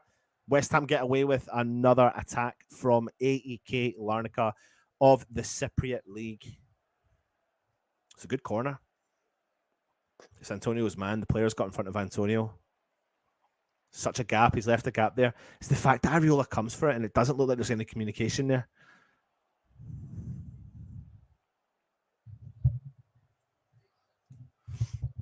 West Ham have played the ball out from the back.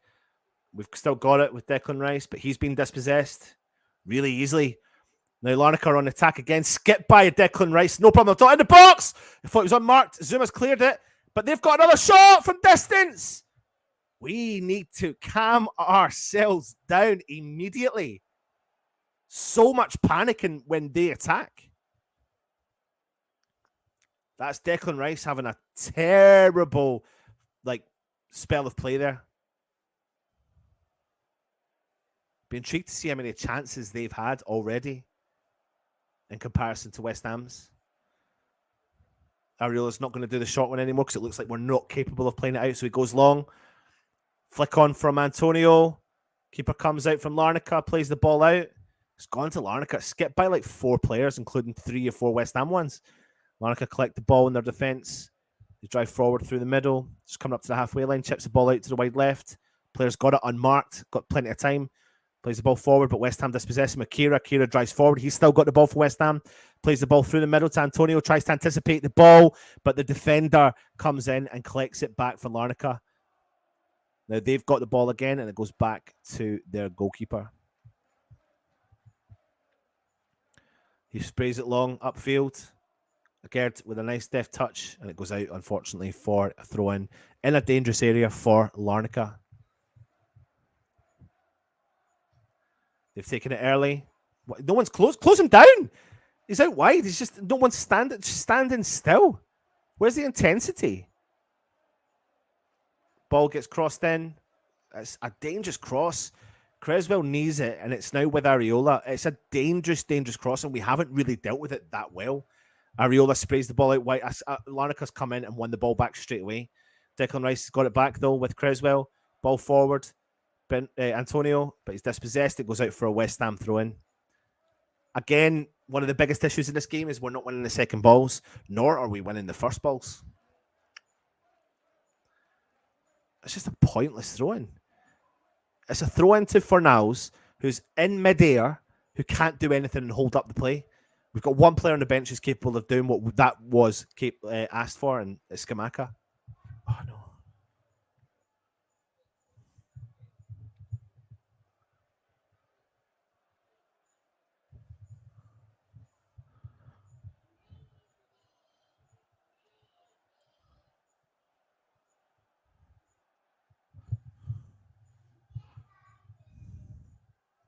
Larnaca with the ball now, coming out the wide right. Chips the ball through to the player, comes inside the 18 box, skips by the player. Areola does enough to come out and collect the ball. It just seems to be that every time Larnaca attack, they're actually penetrating our defensive area, getting into the 18-yard box. They're not doing anything with it, but if we were coming up against better opposition, they could do... See, they've won that ball easily from Antonio. That's ridiculous. Fornals comes back in, collects the ball, wins it back, plays it back to Zuma. Fornals collects it, plays it to Agerd, who finds Rice for West Ham out wide left. Benrahma goes early. Antonio tries up 1-2 with Benny, and it goes out for a Larnaca throw in. Wasteful. Really wasteful. Really wasteful.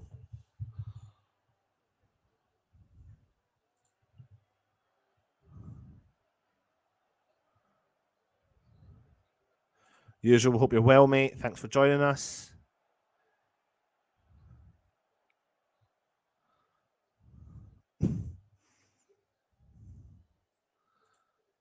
Another throw in, wasted again. Larnaca win it back, although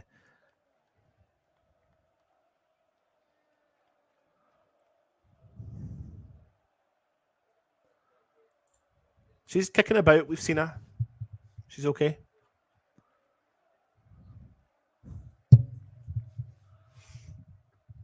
Larnaca with a throw in. Goes out for another Larnaca throw in. Not the first half, not the first 23 minutes we would be expecting.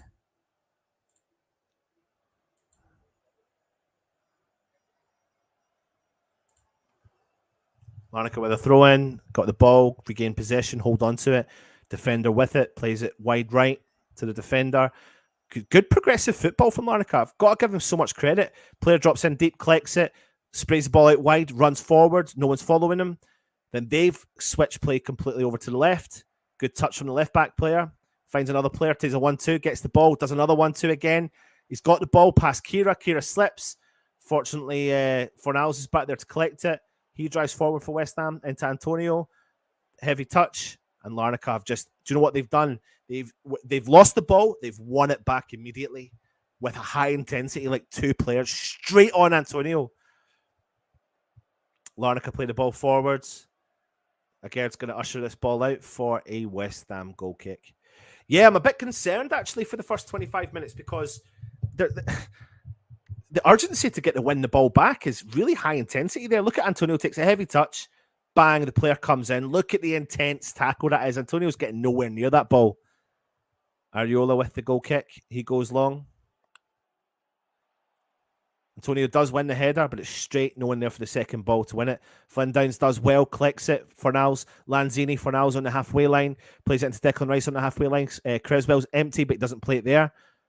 Lanzini drops into the halfway line. He collects the ball for West Ham, sprays it out to Creswell on the left-hand side.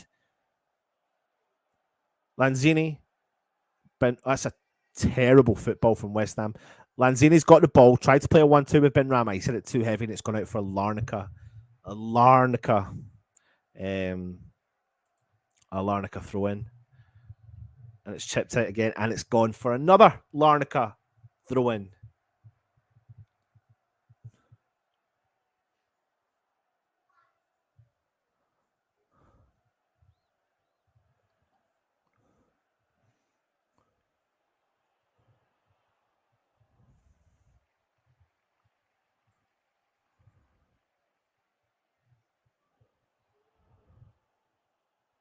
Larnaca with a throw in, but they've won it back from a really bad throw in. They've won the ball. West Ham had a good chance to take the possession off of them there, but they just surrounded us with bodies. Keeper's out for Larnaca. He sprays the ball forward for them. West Ham win the header with a Gerd, but they're there to win the first ball. The defender's got it. Chips the ball forward. Don't know how he's got the ball and kept it in play, but he has. Right back's got it. He drives forward for them. Plays it out to wide right. Creswell does well to intercept. Now it's with Benny. Benny drives forward for West Ham. Creswell's there. Plays it into Creswell. Goes early into the box. Antonio slips. Good defensive header from Larnaca. And now they're on the counter on the left-hand side. He plays a 1-2. Look, well, he's going to play a 1-2. How have they got... Look, that's good football from Larnaca. It's really good football from them. Keeps hold of possession. Plays it back to the defence. No panic. Sprays the ball to the wide right. Plenty of space for the right back. Takes a heavy touch, but keeps it in play. Finds his player in the middle of the park. No one's near him. Declan Rice. The gap is about 2.5 meters, 3 meters. No intensity to win that ball back. Patient. Larnaca coming through the middle. Still driving the ball through. Unmarked striker. It's tricky. By the way, we're lucky. That's lucky lucky defending from us, but really good football from Larnaca. We need to change this up immediately. Creswell with the ball. It's so slow. It's so slow. Declan Rice, it's so fucking slow. Play the ball. Do something. Zuma is going to smash it forwards. They're going to win the first ball, which they do. It goes out for a West Ham throw-in. It's so slow going forward. Pablo Fornals. No, it's not. It's going to be Kira with the throw-in for West Ham. But 3/4 of the way up the park, halfway into the Larnaca half. Takes an early throw-in. That's terrible from Antonio, man. He should be shielding that ball and should have the defender should have no single form of ability to get that ball. He just puts the foot in front of him and taps it away from Antonio. It's ridiculous.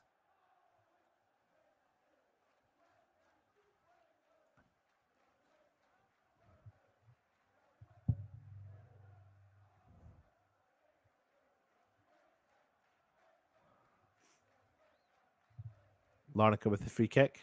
He goes long. Zuma wins it, but plays on the Larnaca player and goes out for a Larnaca throw-in. You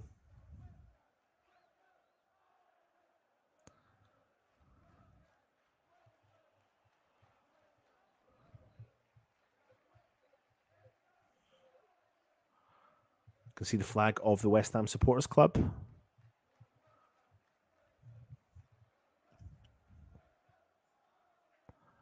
Early throw-in from the Larnaca players, and Kira does well to usher the ball out for a West Ham goal kick. But 29 minutes in, I've not been impressed. Put your comments in, let us know your thoughts on the first 30 minutes of the game. 50 minutes to go, but there's just no electricity really in this team just now.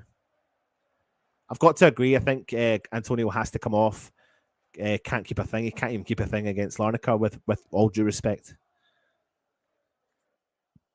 Anyway, Lanzini's got the ball for West Ham, holds on to it, plays the ball back to Flynn Downs. Declan Rice is free, but plays it out to Kira. Kira plays it back to Zuma.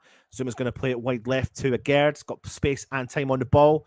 He switches the play with a big ball forward for Antonio to chase. He uses his strength well, throws his body on the line. He does well. Fornals collects it on the edge of the box. Lanzini shoots from distance, and it creeps by the post. Literally half an hour, I believe, for West Ham's first real attempt. But Antonio, for the first time in the game, actually puts his body on the line and does well by winning the ball in the 18-yard box. Plays the ball into Fornals, who takes a nice little touch of play. And Lanzini, reasonably weak, tries to curl it into the bottom corner. But that's what we want from Antonio. None of this nonsense of the weak. It just trickles by. You kind of feel that Larnaca, who have been playing well, really need to take their chances. Because I tell you what, if this is West Ham doing this, the first thing you'd be saying is, why are we not taking our chances? Anyway, Larnaca have got 52% ball possession to West Ham's 48% so far. Declan Rice with the ball. Plays it wide over to Zuma. Neat ball into Lanzini. Back with Zuma again. Larnaca doing really well marking. Downs comes in, back heels it, keeps a hold of possession. He's going to play it into Lanzini out in the wide right, bit of space and time. Halfway line. Plays the ball to Kira, who's far up the field. He plays it back to Flynn Downs. Going to play it into Kurt Zuma, who's going to go maybe over to Agerd on the left-hand side. No, he holds on to possession. Plays the ball through the middle. Fornals drops in deep, collects it, plays the ball to Aaron Creswell. Declan Rice is out in the left-back position, but he starts to come through the middle. He comes onto the halfway line, plays the ball out wide right to Benrahma, takes a quick touch to good football from West Ham. It's Benrahma's done well, still in the box, still got the ball, still got it. What disperse of it? Good, that was unfortunate, but much better from West Ham. Benrahma took on about 40 million players there, got through them all with a bit of trickery, and couldn't put anything in the back of the net. But good football down the left-hand side. Skips by 1 player, 2 players, 3 players, 4 players, 5 players, 6 players. And I tell you what, fair play to Benny there. He's done really well. But good football from West Ham down the left-hand side. Pablo Fornals getting over there and getting involved as well. It's unlucky. Shoots, but it's a routine save for the keeper from Larnaca. So who's gone down? The Larnaca defender has gone down injured.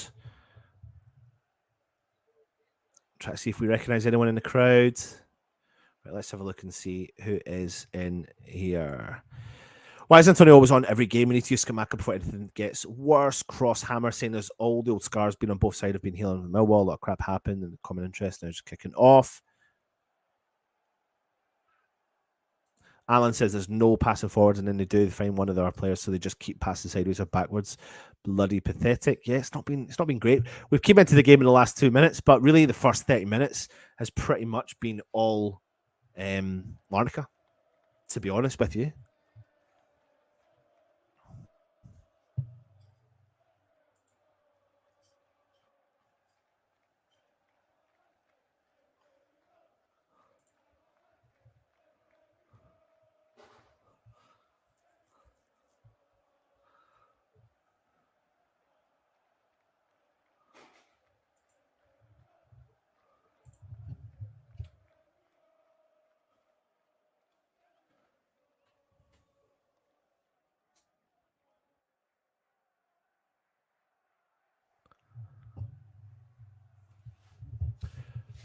West Ham play the ball back to the Larnaca keeper, who's had a little bit of a checkup from his physios, and he's back up again.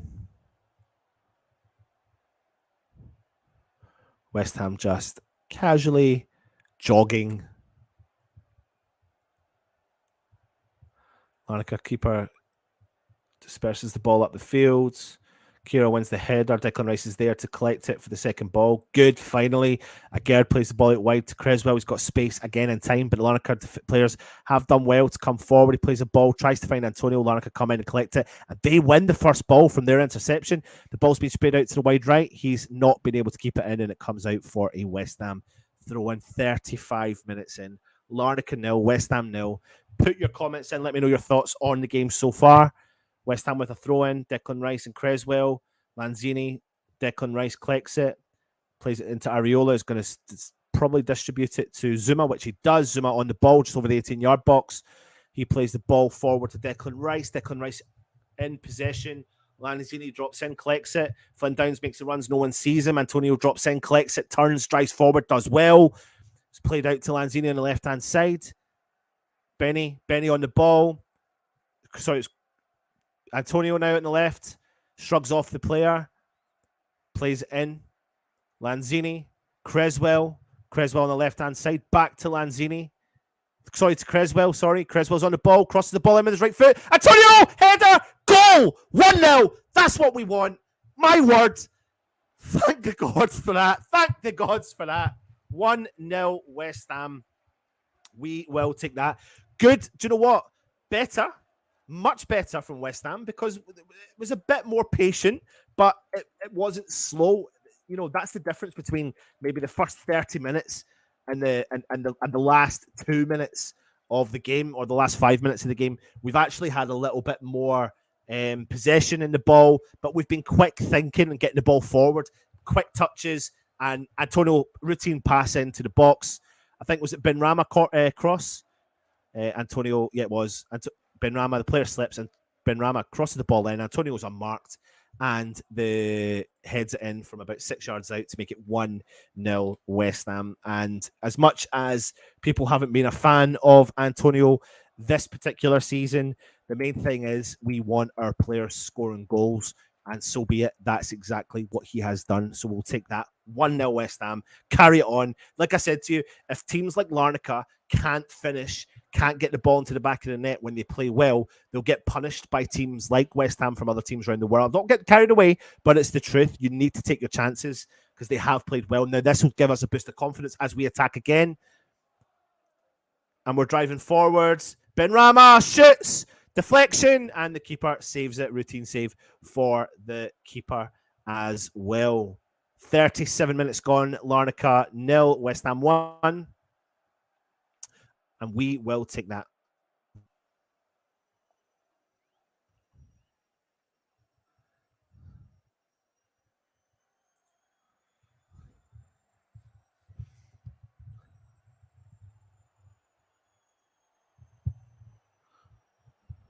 West Ham have won possession, no straight away from an attack. We've got plenty of bodies forward. Lanzini on the edge of the box. Out wide to Fornals. Heavy, but he's still got it.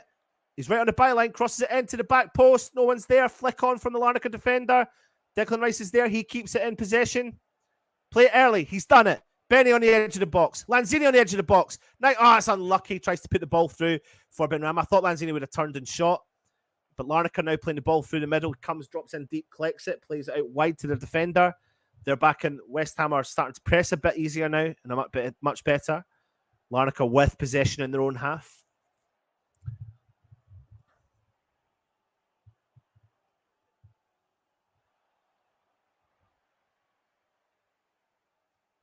Just patiently playing the ball through the back line. West Ham happy to let them do that, to be honest. Larnaca drive forwards, play the ball through the middle. Flynn Downs is on the player, putting the pressure on. I don't know how the Larnaca players got around him, but he has. And no one's followed the runner. Played the ball through the middle. He's got the ball. It's good football from Larnaca. They're inside the 18-yard box. And we're lucky that Declan Rice is there to clear the ball. But that's good retaliation, good reply from Larnaca. Good possessional play. Good at going from back to front. Good at retaining the ball. But they've lost it. Lanzini's gained it. Found Antonio in the middle of the park. He turns. Nice ball through to Declan Rice. Deckers plays it all wide left. Creswell's driving forward. He's got plenty of space and time again. He holds on to it though. Waits for bodies to come forward with him. Plays it up back to Declan Rice. Into Flynn Downs. Ball through. Creswell. Rice back with Flynn Downs in the West Ham half, just on the edge of the centre circle. Out wide to Lanzini. He's calling for it. Plays a nice neat one inside to Fornals. Plays it out wide to Kira. He makes the 1-2. Oh, the player tries to slide through Fornals, but he keeps a hold of possession. He finds Lanzini. Lanzini comes and collects it. Plays it back to Flynn Downs. Flynn Downs patient again. Zuma wide left to Agerd back in the West Ham half. Creswell drops in, collects the ball. Finds Declan Rice back with Creswell on the halfway line.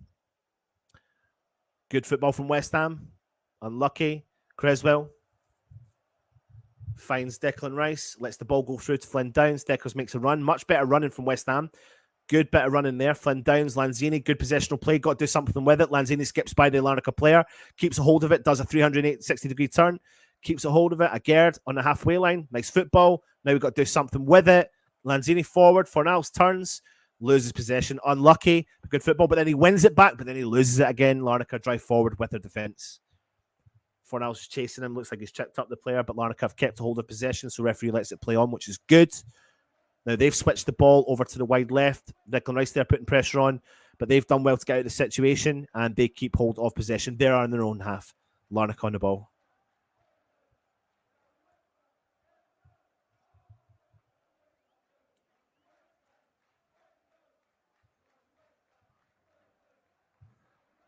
Larnaca again, just patient, build up play, nothing really visionary forward for them, so they've just got to keep being patient.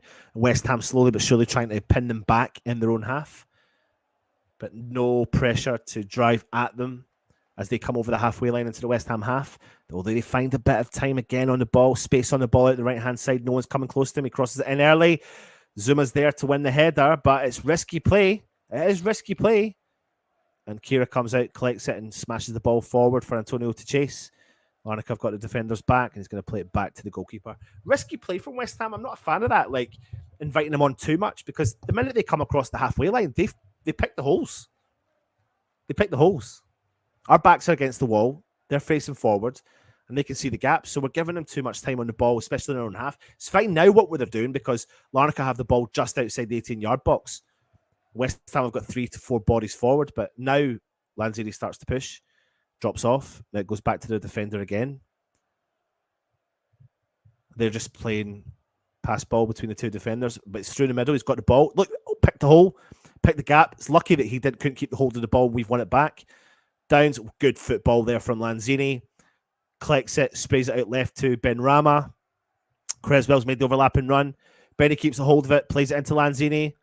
Lanzini switches play completely. It's dispossessed. But Kira's won it back. Finds Fornals out on the right-hand side. Does a funny turn. Tries to play the ball through to Kira. Good vision, but the ball goes out for a throw-in to West Ham. Deep in the Larnaca half. Coming up to the halfway time, West Ham are winning 1-0 away from home to Aek Larnaca. Kira with the throw-in. Plays it into Lanzini. Lanzini with the ball on the right-hand side. Chips it forward. Kira gets it. Chips it forward again.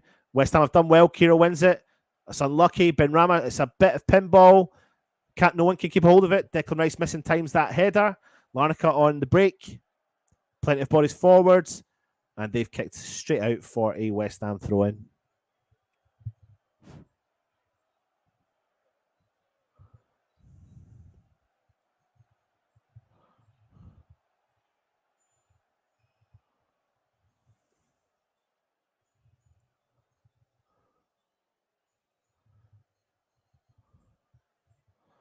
Throw into West Ham. Fornals comes in and collects.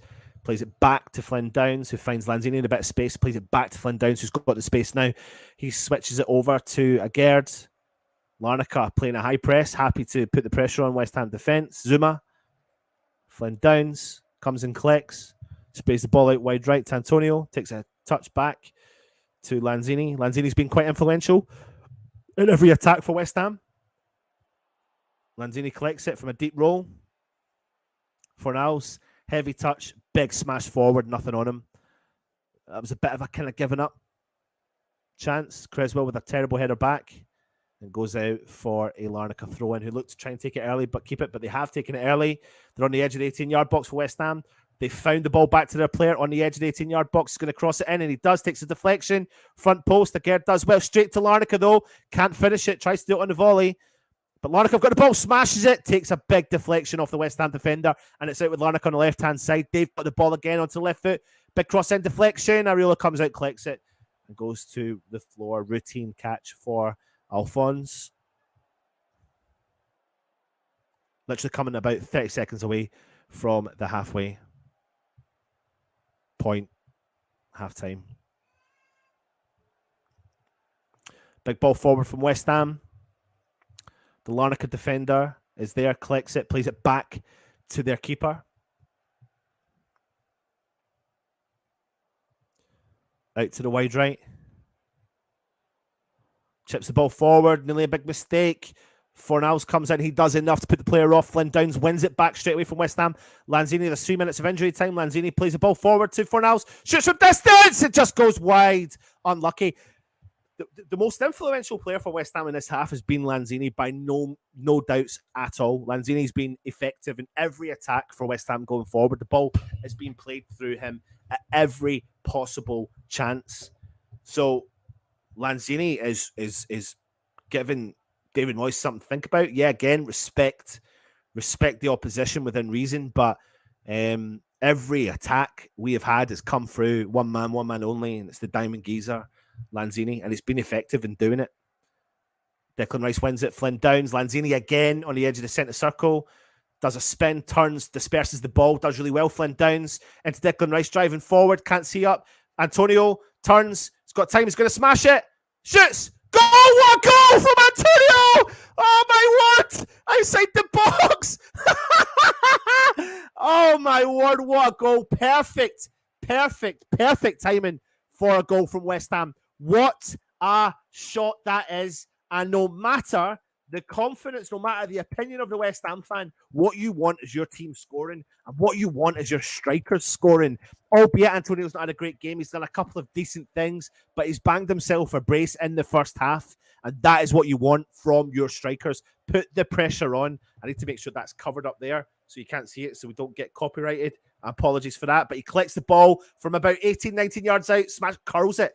Curler, a total and utter belter from Antonio. Again, do you know who that started all from? One man only, and it was Lanzini. Lanzini started that, so fair play to him for that half. Not great first half from West Ham, just waiting for the halftime whistle to go off. But 2-0 to West Ham. What a shot from Antonio.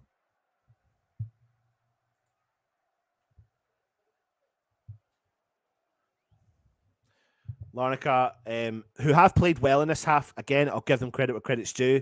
But Lanzini comes back, wins the ball, plays it into Fornals. Declan Rice got the ball.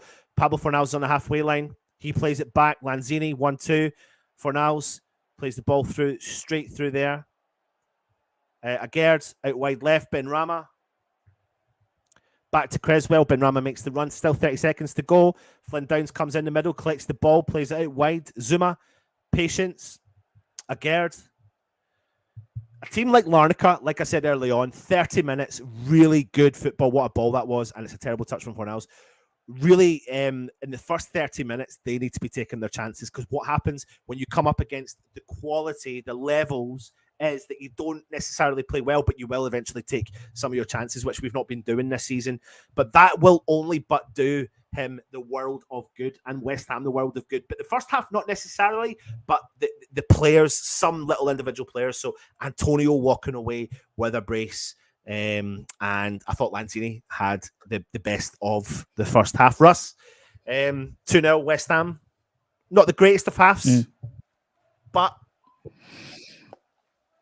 you play the opposition in front of you, innit? As you said, we assumed, myself and Irish Tommy said pre-match that we thought they were going to come out. It's their cup final. No disrespect to them, but it's their cup final. I was telling you there weren't no mugs. People in the chat said I was being, a bit respectful, but there are no, they were good. I thought they gave us a good game for the first half hour.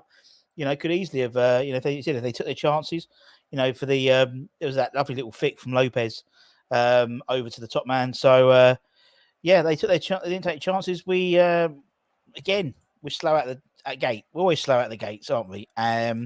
We grew into the game more. I thought Lanzini, grew into the game a lot more, and we go in 2-0 up. And to be honest, he's damned if he does it. We're damned if we do and damned if we don't. If we win, people assume we're going to win. So it's like, even if and if we score 3 or 4 or 5, people go, "Oh, it's only Aek Larnaca." But then if we scrape through 2-1, they'll go, "Oh, we should have beaten Aek." So it's like you can't win. I'm going to, obviously, I know you're going to engage with the chat here and give your opinions on it, but before you do, for me, it wasn't a great half. It was actually borderline quite an embarrassing half from us, especially in the first 30 minutes. And I think then at one point we showed a little bit more intensity to win the ball back. Larnaca were winning the ball back. They were winning first balls and second balls throughout that whole game. But then we started to regain possession and we played the ball through the creative outlet, which is Lanzini. And when Lanzini's on the ball, when he gets the confidence, he shows us what he's capable of doing. Albeit it's against Larnaca, he's given Moyes something to think about. He's given the fans something to think about, something a little bit different. It's creative. It's a creative mind playing from a deep role, which is what we've kind of maybe are looking for from the star man we've signed in the summer. But on that note, Russ, I'll see you for the second half. Oh, mate, go for a wee. Anton's gone for a way. Yeah, so 2-0 rather, West Ham against Aek Larnaca. A brace for Antonio. Second goal, scores from outside the box. First time ever he scored outside the box for West Ham. Good goal. I mean, he took that. I mean, it was a good shot, and and it sort of it gives me slight vibes from Nottingham Forest in that we were like 70 minutes, 60 minutes, pretty shit, and then we had like a crazy 30 minutes. I thought, to be honest, we weren't great at the beginning, and then sort of from about 30 minutes on, the last sort of third, we were playing a lot better. And as you said, Lanzini and it was getting on the ball a lot more, and I think that's definitely the way to go. Let's have a look in the chat. What we got here. Told you Aek's downfall is the last minute. You were totally right, Skivvy. Totally right. Happy. Cross Hammers is happy. Antonio again, indeed. And you should put a bet on it. It's a brace. It certainly is. I could have won a fortune. Antonio was 8-1 for 2, 40-1 for the hat trick. Wow. I have to admit I was wrong. Antonio got a bollocking from Moyes and scored 2. Well, I'd say, look at it, in the first 20 minutes, he was very much doing his slaundering about, he was sweaty, and then there was one sort of challenge, it was I think probably about 20 minutes in, ball comes in and he shoves one player out the way, shoves the other player out the way, and that's the Antonio we want.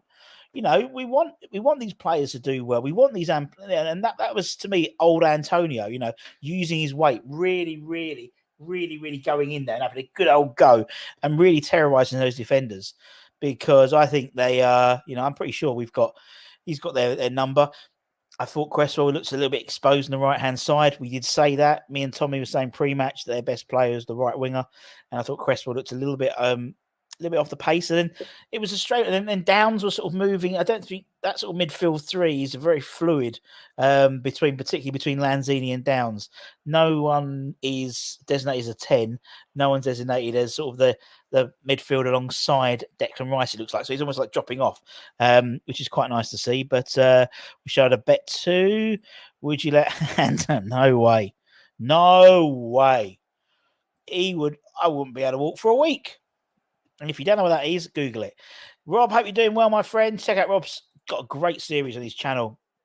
We linked to it on the Facebook page, all about the Lyle years. And it was just previously I think it was last week or the week before, was the 85-86 season. Come on, you Irons, says Sylvester. Sloppy and lucky to be ahead. Indeed, but we're there. We're still doing the stuff, and we move on. We move on. 2-0 up at half time. Not easy win. No easy win. No, you obviously haven't been a West Ham fan for very long, Sebster. If you think that's an easy win for us, if fans do not see the game, then they can't comment on an easy win. They can watch it. You single, mate. You look like a right fitty. How'd you guess? No, I'm not. I've been taken off the market for some 12 years, my friend. Larnaca look wide open. They do at the back, particularly. West Ham indeed, my friend. Woohoo, Sebster. So what's going to happen at heart? What's going to happen second half? Any thoughts? What's going to happen? For me, I think, when does Moyes start thinking about Aston Villa? That's going to be in the back of his head, because you will be. 2-0 up. Maybe a third comes in, and then it's. Maybe I know he said he's not. I know he said in his press conference that he's not going to get any game time. Maybe Max comes on for 20 minutes. Who knows? Will for some reason I can't get out of my thing. Will Scamacca come on? Particularly. I mean, I feel bad for Scamacca because Antonio's come on and scored a brace. Surely that'd be a change they'll make at 60 minutes. Scamacca for Antonio, you would imagine. But we shall see. 2 more goals than my rather optimistic Aek lands. Good on you. Let's see. Let's have a quick look. Obviously, we're playing early. We know that Lazio lost in the first leg of their game last week. What else we got? What other games we got in the Conference League? Let's have a quick look. Let's have a quick butcher's hook for everybody. Villarreal 1 up away to Anderlecht. Nice 1 up away to Sheriff. And the other 4 games are playing at 8 o'clock. We'll let one go in, to be honest, but I think 2-1 should hold up. It gives me slight vibes of that Silkeborg game where we were running away with it and then it just went a little bit to shit towards the end. Now, for me, we need to end the game on a positive, and then we can take that momentum into the, winning 2-1 now. For me, it's like, well, that means we've lost the second half, so to speak, and then we go a little bit deflated into the game. I thought we looked a little bit, what's the word? A little bit dowdy, a little bit like we're in a relegation battle at the beginning. To be honest, the faces looked a bit thrown, but then a couple of goals.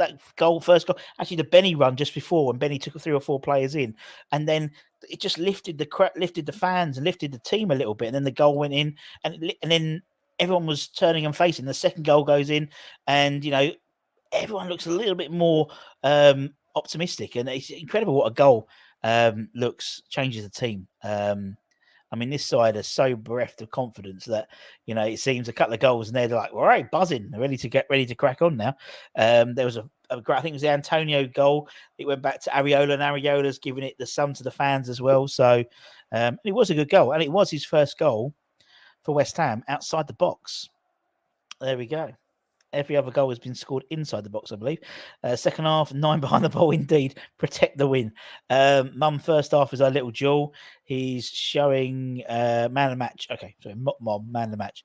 He's showing Moyes he's not done yet and having a blinder. He is. He's having a very good game. But I think European football suits him. This European, it's a lot slower pace. The Premier League is so frantic that actually I think Lanzini gets a bit lost in terms of pace, in terms of the speed of the Premier League. European football is slower, and so it's more suited towards those more technical players. You look at that little run that Benny did. As I said, he took on 3 or 4 players like they were nothing, really. Another goal and bring on the rest of the squad. 5-0, indeed. Let's have a look, just so you guys know. I'll bring in it, I'll put it on the banner along the bottom. So in terms of bench, obviously we've got 11 on the bench, despite that we could have had 12, but it don't matter. So you've got, you've got the likes of Ben Johnson, Oggy. I can't see him risking him today. Emerson, keep him for Villa. Souček might get 10-20 minutes like he usually does. Paqueta, I would just wrap up in cotton wool for Aston Villa, to be honest. Ings, probably the same. Bowen, you will probably get a run out because he usually does. Scamacca, I think, will definitely need to come on. And Cornet, maybe. Sebson thinks we need Danny Ings on. Danny F would love to see, so Andrew F would like to see Scamacca score. Me too. He will score a trip again, indeed. Nice to see Antonio in the box for a change. Yes, indeed. Brighton away last year, Russ. What was Brighton away last year? I can't remember. Let me know. That seems like, like the fishing trip from Gavin and Stacey. What happened at Brighton away last year? The Cole brothers very happy on BT Sport. Of course they are. God bless the both of them. Great lineup. It was a good lineup. Should they take Downs off to avoid the second yellow or the third yellow? Because he's already got 2 yellows, same as Ogbonna. I wouldn't, because if it's 2-0, we've got the return leg. You'd think there's enough in the tank. And also, the fact is, after the Aston Villa game, we're not playing the Premier League until the 2nd of April. So for me, next Thursday would be a fantastic opportunity to put another full-strength side out because there's no game until April. So I would go. They won't, but I'd go complete balls out next Thursday, regardless of what the score is now. Because I think, I'd start Cornet, I would start Scamacca, I would put Paqueta in, and just, a great confidence boost, particularly as we'd need one, because obviously after the Villa game, we won't play again for another 2.5 weeks in the Premier League. So it keeps them ticking over, and then obviously they'll bugger off the international break, and then we wait and see. Oh, sorry, my apologies. Really? No. Did he score? Was that the one that was on the line? And I think afterwards they said it just crept inside. I know what you mean. I think I know what you mean. I think I know. I think that was the one that was just. I think it was on the line. But I will bow to your greater knowledge, Mr. Banks. We need Bowen on too. I'd like to see Bowen get some time. Needs to get a goal. Chris is tired. Just says lol. Simple, laugh out loud. I want to see more of our front players in the box. We all want to see more of our front players in the box. Anthony, but it might be Anthony. I don't know. It might be Anthony. But for me, the trouble is we've got a strike or forward player at the moment who it doesn't like to get into the box very often. But he did. He scored a header today, and he took a great second goal in terms of his brace. But we'll see what happens. I think Danny Ings very much is our fox in the box. I don't think I'd. I'm splitting hairs. I haven't got many of them, Rob, so that's the trouble. So the ones I do have, I tend to split. But I'm pretty sure, if I'm right, I'm going to have to go back and look at it now. I'm pretty sure that Antonio it's his first goal outside, and I'm pretty sure on the replay it was on the line or just crept inside. We didn't do much until Benny started getting the ball. Totally agree. First half hour was pretty dire, I think, to be honest. But we knew. I sort of had that feeling that was going to happen because you just saw the way we played the Brighton game. And since, you saw the footage the club released of the players getting on the plane, and they all looked like they just didn't want to be there. No one was smart, and then Deck took a couple of pictures for his Instagram, but I didn't really fancy it. In terms of the stats, 52% possession for West Ham, full tech for Larnaca, 3 shots on target for us, 2 goals, nice, 6 attempts. We've had no corners, no one's been offside. 306 passes, 270 completed. Larnaca have had 216 passes, 173 complete. So similar percentages there. 2 fouls each, and more importantly, 2-0. 2-0. That's the important one, That's the important one. I saw Antonio once live. He's just such a talent. It was a friendly against Cambridge United. When he's got the bit between his teeth, there's no one else like him in the Premier League or Taylor, apart from Adama Traore. But too often this season he hasn't had the bit between his teeth. And he's a very unorthodox player. And me and Anton have said it a million times. When he plays well, West Ham play well. When he plays shit, West Ham play shit. And it's because everything goes through him funnily. Luke has been class. It was a beautiful goal, but he needs to start every game when he can. He plays his heart out every time. This was a game for 2 up front, but new Moyes wouldn't do it. Nothing changed. Still look good no matter what the score. What do you think's going wrong with our side this season? Consistency with the strike force. We're if you look at it, we're putting the things together. I think it was Jonty on Twitter said we were putting something ridiculous like it was like the top chances created outside the top 6, and we were right up there, but we just don't convert them. Moyes has got the side outs for the second half. Don't look like any changes from our side. To be honest, I'm not too sure of Larnaca. Not too sure. Looking at the squad, looks very similar, and they'll be kicking off very, very, very soon. And then Mr. Baker will take you through to the rest of the second half. Then I'll start the highlight show. Just kicking off now. Anton's put his headphones in. I had a lovely spaghetti bolognese, which I made by scrap, which was lovely. Now I'll clean the kitchen up while watching the game. Just the rock and roll lifestyle I live. Scamacca can mess things up sometimes, but you can always trust. I think Antonio scuffs up just as much. Oi. Yep, I'm back. I'm back. Thank you, Russie B. See you at the review after the game. Yes, I'll crack. No subs. I'll crack on. No subs. No subs. No subs. Welcome back, everybody. Welcome back. 2-0 West Ham. West Ham kick off in the second. Oh, sorry, we're in the second half now. Larnaca are on the attack. Down the right-hand side, nice little bit of play between them. They've got a little gap through there in the box, but West Ham have come back and done well with the Gerd. They are putting high intensity. Larnaca have committed bodies forward like you wouldn't believe. Antonio's done well to win the ball, leaving a ball to chase for Benrahma, but the Larnaca defender comes there and collects it and puts it out for a West Ham throw in.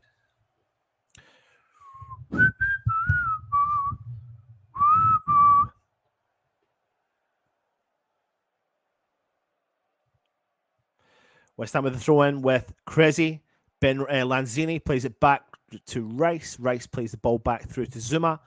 West Ham have committed boys forward out wide to Kira. They're playing a high intensity close down play. That's what Larnaca are doing right now. They've committed bodies forward in the second half. Agerd plays the ball to Areola.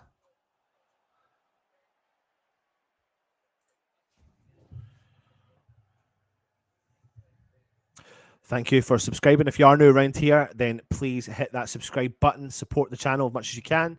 West Ham play the ball out. Lanzini does really well. Good football from him. Plays in. Benrahma down the left-hand side. Antonio's there. He's on the hat-trick inside the box. Shoots with his left foot. Oh, it hits the post and it goes wide. That was his hat-trick there. I tell you what, he's unlucky. He is unlucky. And that's what we want more of from Antonio. Driving forward, hitting the ball first time. Good build-up play. All started from the fantastic feet of Lanzini. Plays the ball into Benrahma, who's broke free, albeit, yes, the Cypriot defenders should be marking Antonio. They weren't. He's broke the gap in between the two defenders, smashed it. It's hit the post and hit the inside of the post, but parried out. That's so unlucky from Antonio. So unlucky from him. West Ham have won the ball back straight away, though. Nice football. Antonio on the 18-yard box. Back heels it to Fornals. Lanzini still got it. Fornals. Benrahma on the edge of the box. He drives in. Puts on his right foot. Tries to curl it round. And it goes over the top. A much better intense start from West Ham in this second half.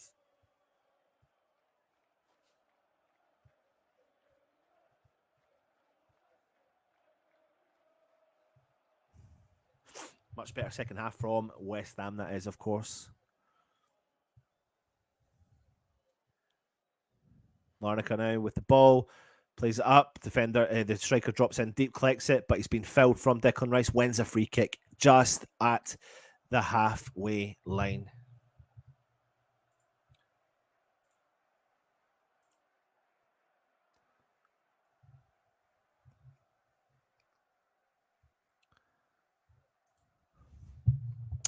West Ham have done well. Aguerd takes the deflection off. Aguerd goes out for Larnaca corner. Larnaca have gained the corner. 49 minutes gone. Aek Larnaca 0, West Ham 2.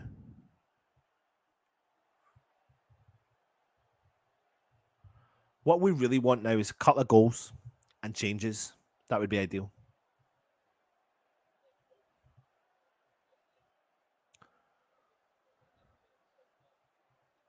Corner from Larnaca. Areola comes out, collects it, spills it, but does win it back for the second time. Tries to distribute the ball nice and early, but can't find any West Ham players in a bit of space. Cams it down now, puts it out wide left to Crezi. He collects it, plays the ball into Benny. One touch with Lanzini. That's unlucky. There was 3 players on Lanzini there. They've seen that Lanzini's the threat. Now they've put 2 or 3 players on him. He's got that kind of free role now in the midfield. Larnaca driving forwards. Players there and make an overlapping run, but he's kept it. Tried the ball through the middle, and it's just an easy pickup for Areola.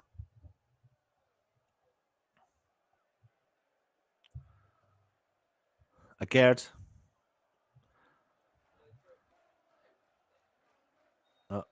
Antonio goes down. It's a foul on Antonio. Again on his, is it his right knee this time? Player picks him up. Antonio shrugs it off and carries on. He's limping away from that. He'll run that off.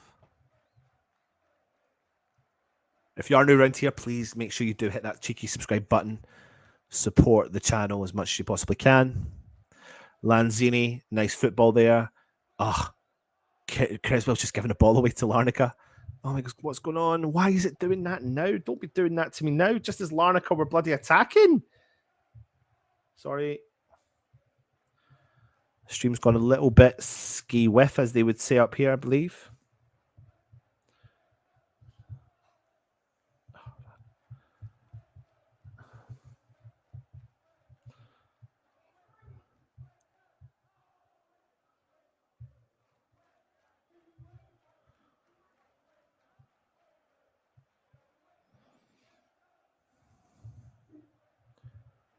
Just coming, just coming. Give me 10 seconds. I'll be back.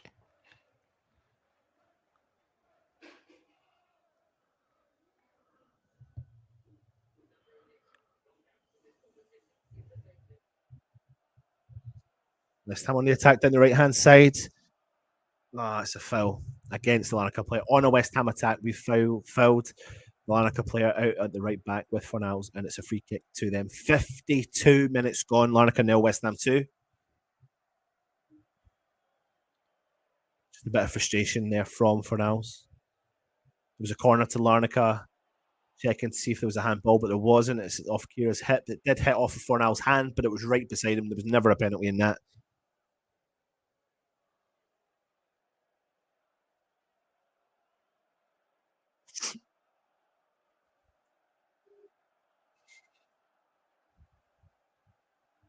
Larnaca sprayed the ball out to the wide right. He's got plenty of time on the ball, just coming over the halfway line. The right back plays the ball neatly into that player there, the playmaker in the middle of the park. Deckers does enough to come over, intercept the ball, goes out for a Larnaca throw-in. They're trying to take it early. They've committed bodies forward. He's got the ball in a deep area, and Aguerd does well enough there to allow the ball to go out for a West Ham goal kick. Just having a look at that again. Never a penalty.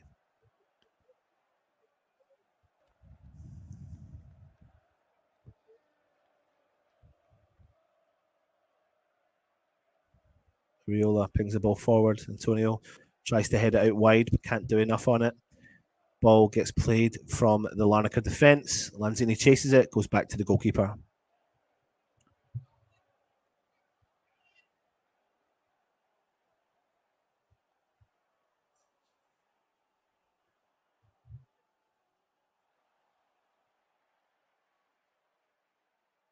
Larnaca play the ball out wide left.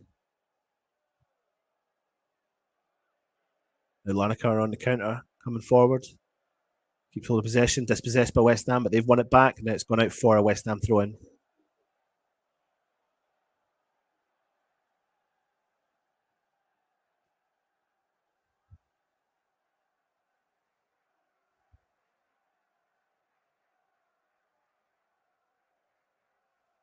Antonio, he's giving the ball away. Larnaca now on the counter, driving forward, bit of space down the left-hand side. Kira's out of position on his right-back position. There's an overlapping runner, though. He gets the ball. Their left-back, one-on-one with Kira. Crosses the ball in, finds a bit of space. Cleared from West Ham, cleared from Deckers. Ball's pinged out upfield. Deckers gets a touch on it, but it goes straight to the Larnaca midfielder. They've regained possession again on the first ball.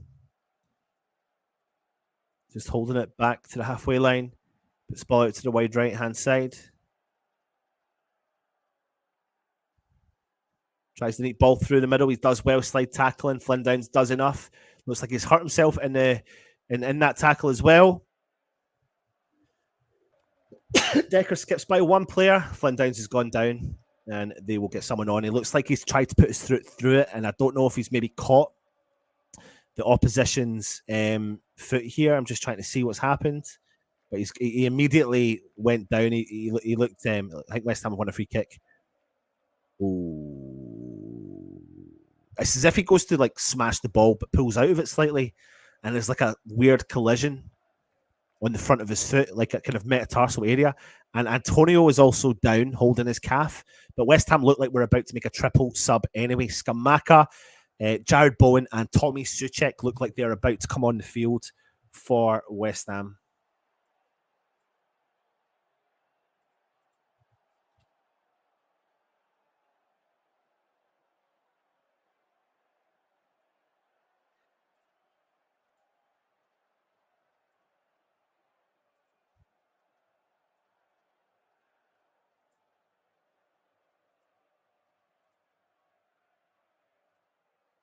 Looks like Antonio's not going to be in line for his hat trick tonight.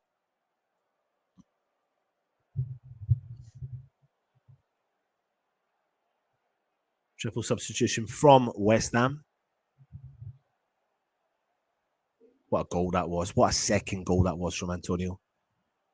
Patience, time, edge of the box, smashes it, curls it, top corner. All the players, even Zuma's over there, like, what? Never you had that in your locker, mate. Anyway, Antonio's holding his calf. I don't know what's going to happen here with Flynn Downs, but looks like Flynn Downs is still down and is getting checked. Great noise from Aek Larnaca fans. Standing the whole game, flying the flags, doing their claps.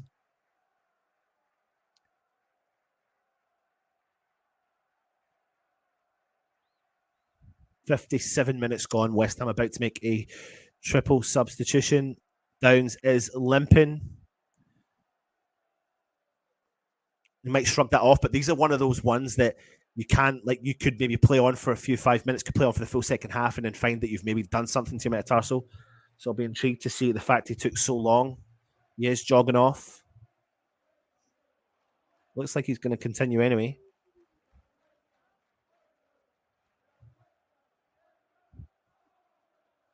Here comes a triple substitution from Larnaca, though.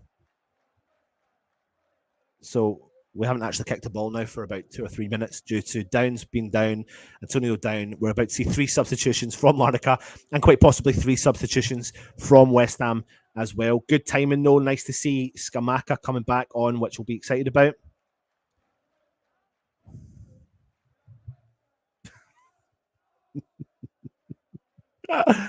Oh, the banter. Oi, Mandy. Yep, Arsenal losing, absolutely.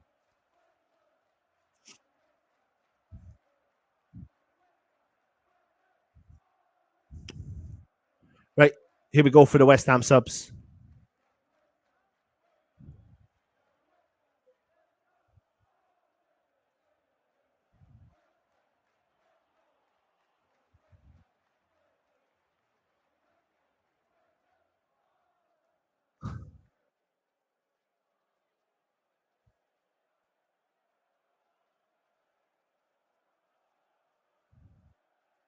They've played on. West Ham players are still on the sidelines. They've done the Larnaca subs, but they haven't allowed West Ham to do the subs yet. But they're definitely coming on, the 3 of them. Antonio's limping. He's definitely limping. I don't know why are you not making the subs? Here we go now. Flynn Downs has come on. Make the subs.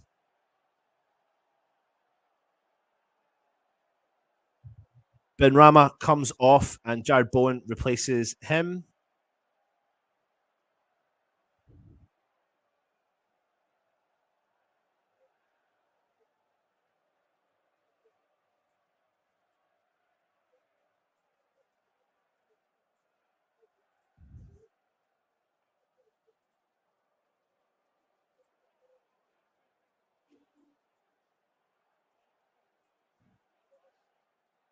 And here comes Scamacca on the field for Antonio.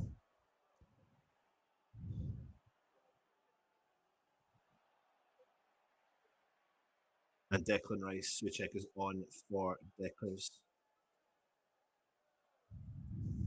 Fornals wins the ball back for West Ham.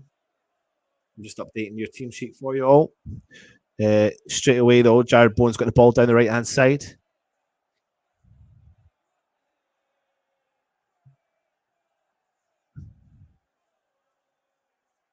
Kira does well, finds Lanzini, plays the ball into Tommy Suchek.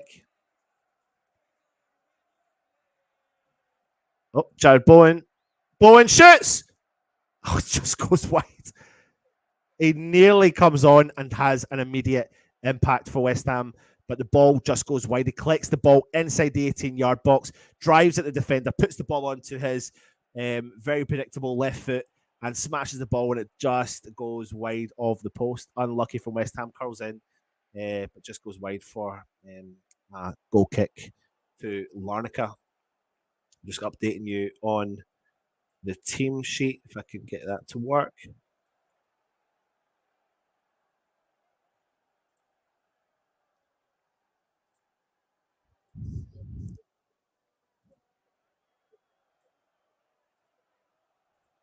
West Ham win the ball back with Lanzini.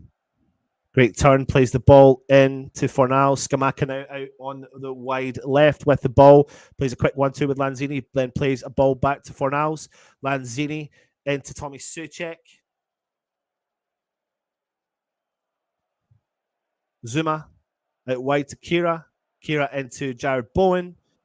Flynn Downs. Jared Bowen makes the run. Flynn Downs plays the ball to Jared Bowen. Back to Flynn Downs. It's a heavy ball, but Scamacca drops in, collects it. Looks like he's going to... Oh, I thought he was going to shoot from distance. He finds Lanzini. Lanzini cuts inside to Scamacca. Oh, he didn't get the ball. Didn't turn in enough time there to get the ball. But the referee had blown anyway for a free kick to Larnaca.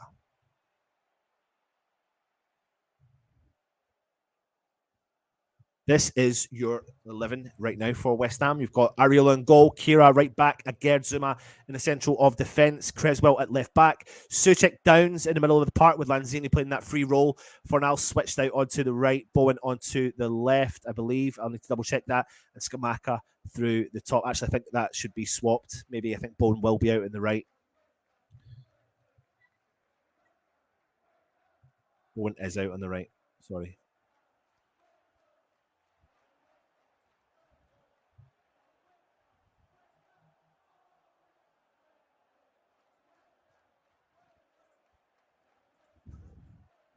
Areola with the ball for West Ham.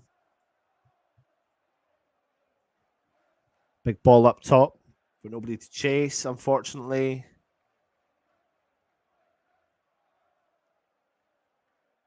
And Larnaca just trying to play the ball back out of their defence. Zuma comes up, wins it, no problem at all.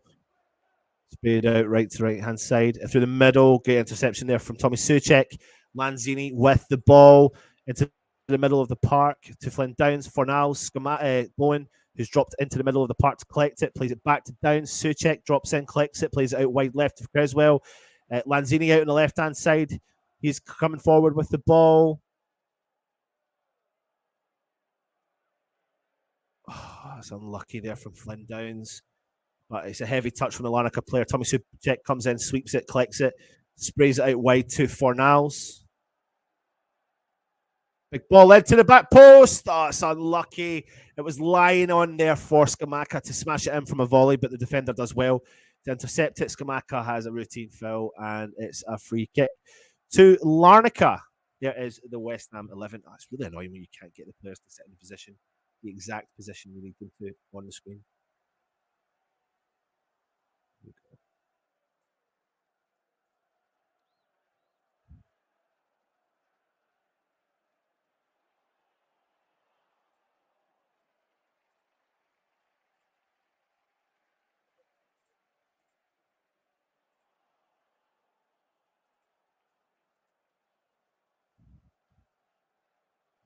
Still 2-0 to West Ham away in Cyprus at Larnaca.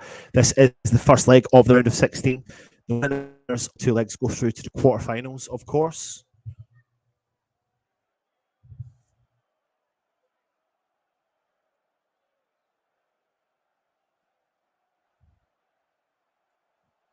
Lanzini collects the ball, but it is a free kick to Larnaca. 65 minutes gone. Game's a bit flat.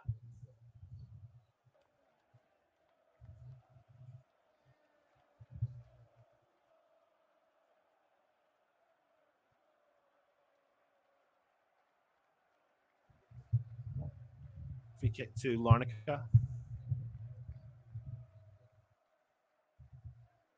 Big ball in the box. It's a clearance. I thought that's a clearance from Tilo Kira, and it looks like it's a corner to Larnaca.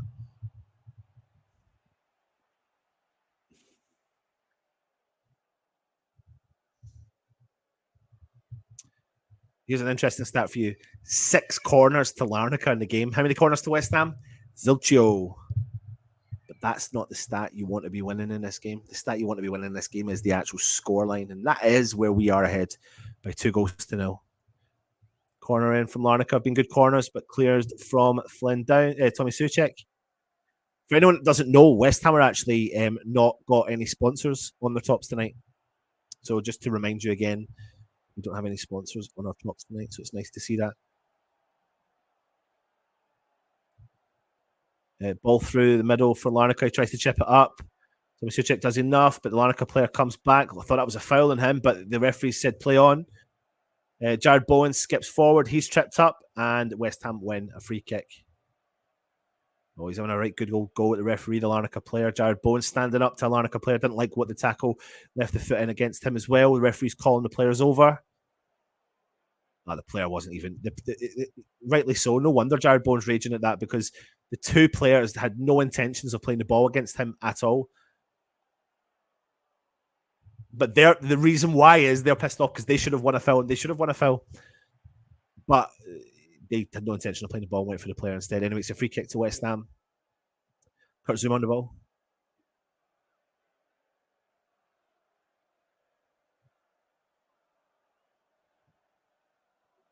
Zuma goes long. Scamacca, but he is strengthened out the ball. Is that Benrahma winning it? Scamacca there to challenge the defender for Larnaca. Sprays it out to the wide right-hand side for them. Big ball upfield. But I don't know how he's got that ball from Larnaca in the middle of the park. Flynn Downs has done amazing to come back. I think he's going to get a look. I thought he got the ball from that. Initially, I thought he got the ball, but in actual fact, the more I think about it, he didn't. He fouled the player. But it was the intensity. That's sometimes you don't mind that, essentially, like when you show that intent to go back and win the ball. But yeah, it's a total foul. The frustrating thing is the player shouldn't have been there and been unmarked in the middle of the park. I mean, Downs has actually demolished the guy, smashed through him, and he knows himself he's raging.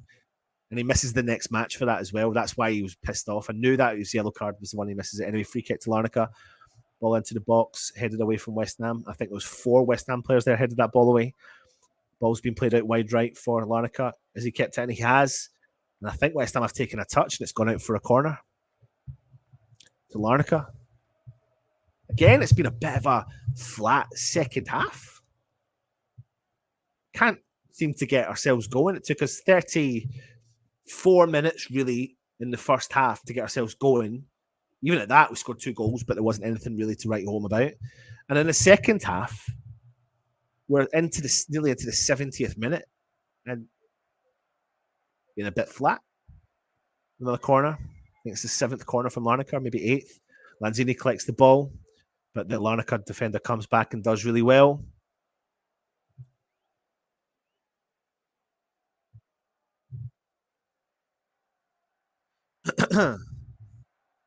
Keeper for Larnaca pings the ball forwards. It's a terrible ball and it goes out for a throw into West Ham.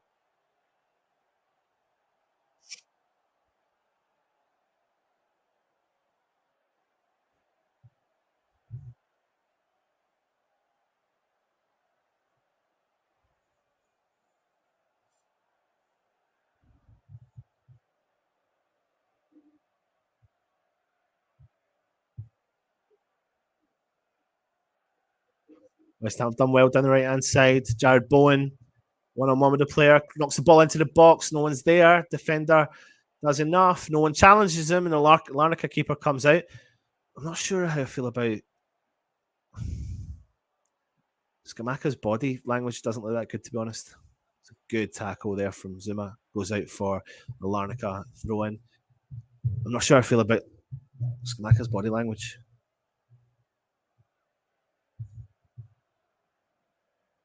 Big ball in the box from Larnaca, slightly unmarked at the back post. It's a weak header. It's a routine save for Areola. The ball shouldn't even be getting to the player, though, in that department. It goes over the head of Creswell, no problem at all. I think the thing I've noticed with this game is that if you're playing better opposition, will be... Oh, my God, Zuma's nearly giving the ball away. Zuma nearly gave the ball away. Larnaca player was going to be one-on-one with the keeper, but guess what? The Larnaca player slipped. Bowen... get the ball to Scamacca. He was free. And Zuma got away with that one. 51% possession to West Ham to Larnaca's 49. Lanzini drops in, collects it, finds Scamacca, takes a touch, plays it back to Lanzini. Souček. Krezi out on the left. Souček. Wide left now. Fornals, heavy touch from Fornals. He's done enough to win it back, but it was a really heavy touch it was. Flynn Downs. Zuma for West Ham. 71 minutes gone. Chips the ball forward, finds Lanzini. He does well to hold on to possession, but he's dispossessed because a second player comes in, takes the ball off him. Good football from Larnaca. Now they find a bit of space down the left-hand side. Kira comes back trying to man-mark the player. The space in the box for the Larnaca players. He keeps the ball, shoots, goes to the back post, takes a deflection. Guess what? Corner to Larnaca. Decent football from them.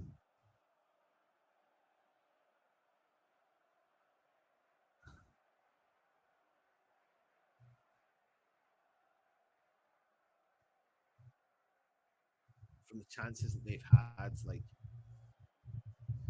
it's a corner anyway. But like I said, against better opposition, we probably would be punished by now. Corner in, back post, unmarked, cleared from West Ham. Larnaca calling for a handball, but they're not going to get that. 20 minutes to go. Larnaca keeper with the ball.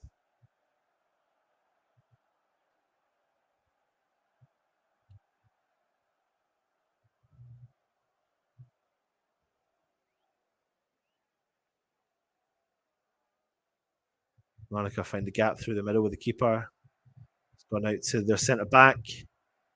Keeping hold of possession. Back to the keeper for Larnaca. West Ham again. Playing quite high up, but no one's attacking the keeper there. Played it out again from the back line. Lanzini starting to close down. Right back, all the way back to the keeper again.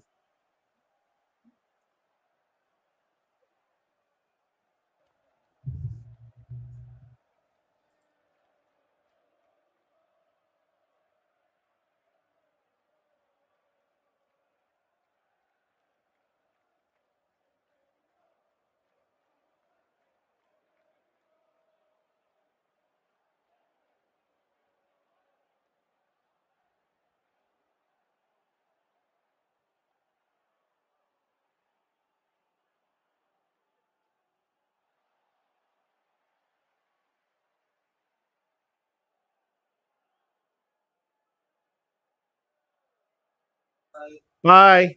Sorry, I was just saying hi to my little man who's come back in for football training. Larnaca with the ball down the right-hand side, not missed anything. Plays the ball back, all the way back to their keeper again. Like I said, second half is extremely flat.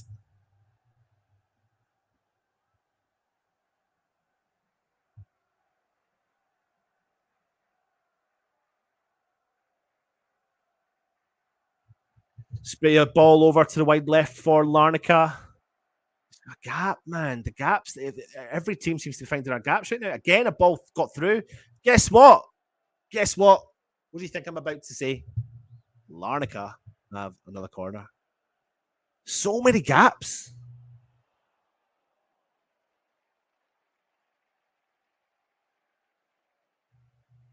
Can't. They're looking at the replay to see if there was a penalty there, but nah. Anyway, corner. Larnaca, I don't know if this is their 9th or 10th corner. Ball in. Oh, my word. Cleared from West Ham. Just straight to them, though. But 30 yards out. Back to the central defender.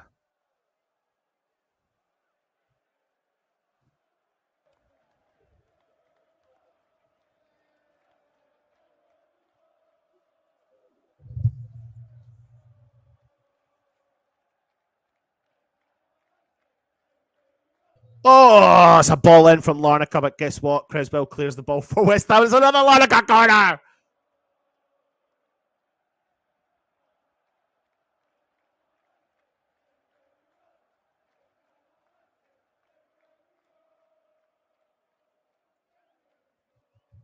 Another corner to Larnaca.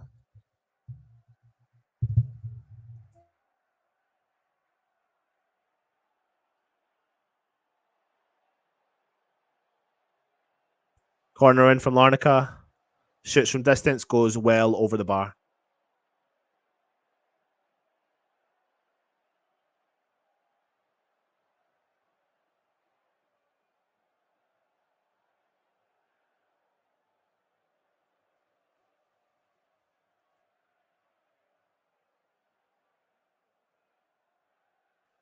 Paqueta is coming on the field for Lanzini. Paqueta. I never expected. I never expected that substitution.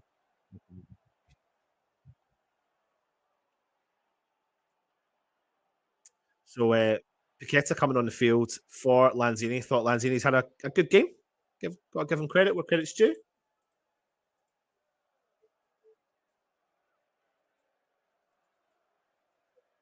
Quite surprised by that substitution, to be honest.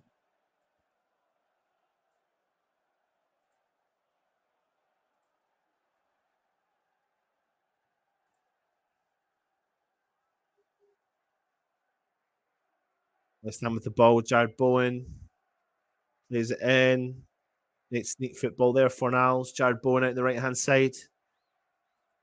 Kira. Paqueta. Souček. Paqueta on the edge of the box. Scamacca nearly doesn't get the ball. Intercepted from Larnaca. Big long ball from Larnaca up the field, and Creswell is there to deal with it. No problem at all.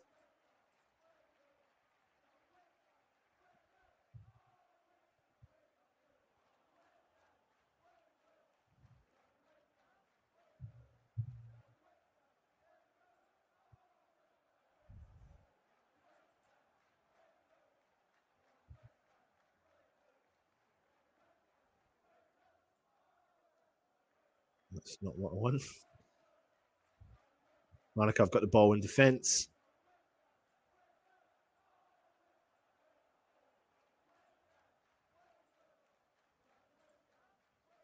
West Ham have regained possession. Paqueta gives the ball away straight away. And Larnaca now on the counter. Nikolic out wide left. Player drives forward, finds a player in the middle. No one can get to him. Space the ball out wide left. Jared Bowen, miscommunication there between Jared Bowen and Kira.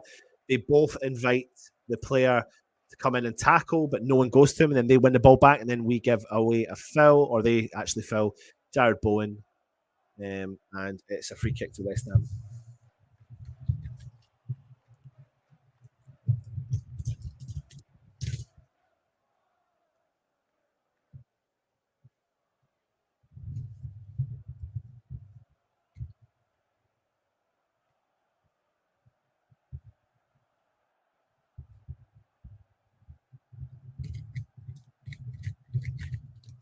Nothing happening just now.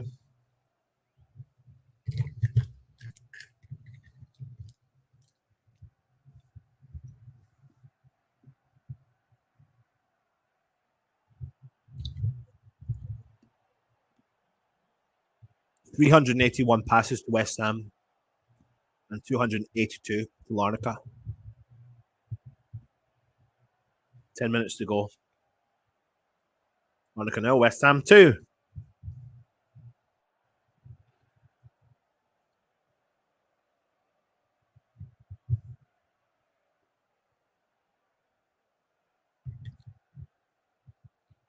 Zuma has fouled the Larnaca striker on the halfway line. Free kick to them.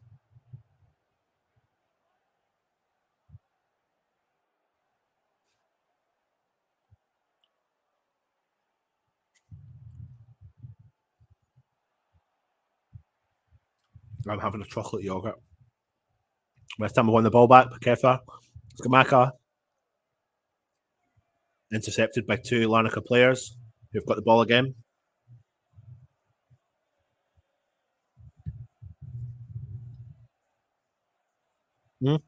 Scamacca, Paqueta. It's a heavy ball through for Suchek and goes out for goal kick. Good thinking though.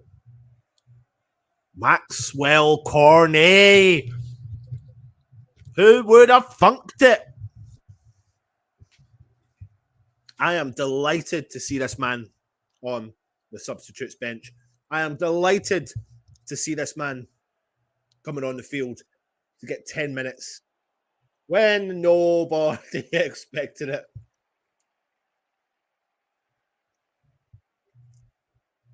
October.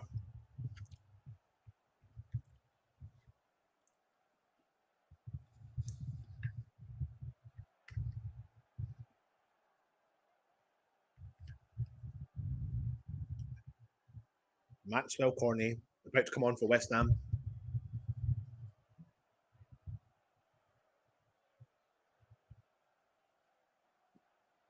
I'm probably just as excited as Maxwell Cornet coming on for West Ham as I was for Antonio's goals.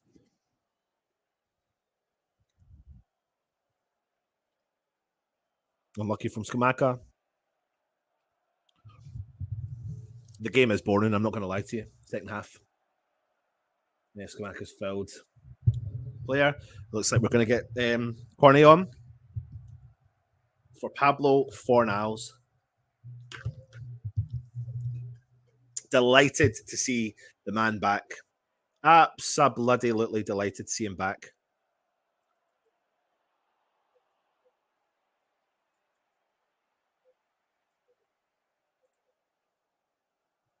Maxwell Cornet returns to the West Ham team. First time since October.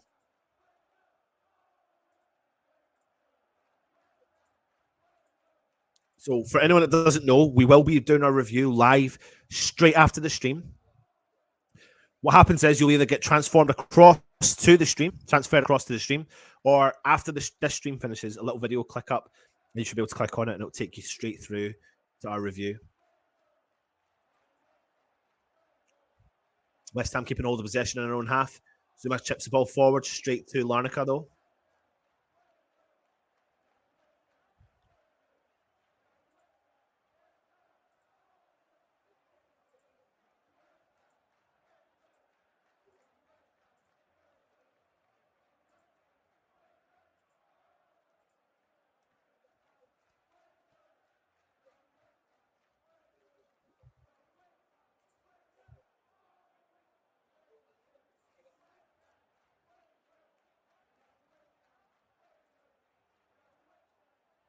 Ball for the back post. Zuma heads the ball out and it goes out for another Larnaca corner. I don't think I've seen a dominating performance in terms of corners in my footballing life that I have tonight. I don't even know if West Ham have won one, have we? Yeah, we haven't won one. Not one corner. What were the odds on that? Tell me that.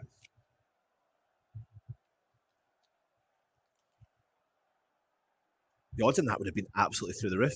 Corner to Larnaca. Bit of confusion there from Gerd and Areola, but the ball does go out.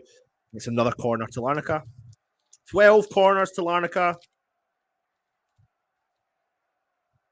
West Ham's none. Corner in. There's a lot of confusion back there with Areola. Cornet collects the ball, does really well, brings in Scamacca into play. Heavy touch from Scamacca, good tackle from Larnaca. Really confused by the confusion back there in the defence. Areola, I don't know if maybe they're not listening, but Areola likes to come for the ball, doesn't he? Larnaca, skipped by one player, crosses it in. Guess what? It's another corner. I think that's the 13th corner for Larnaca to West Ham's none.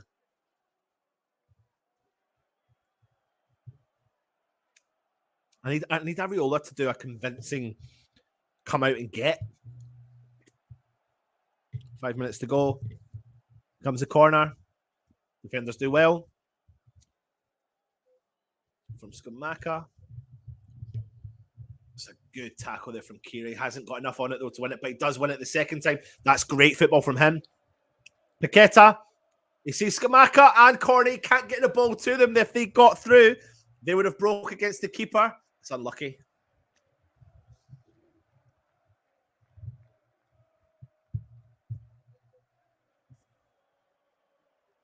Five minutes to go. Larnaca 0, West Ham 2.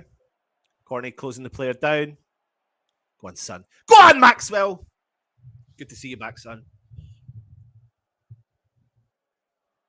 That'll be like a new signing. Stay fit. It'll be like a new signing for West Ham.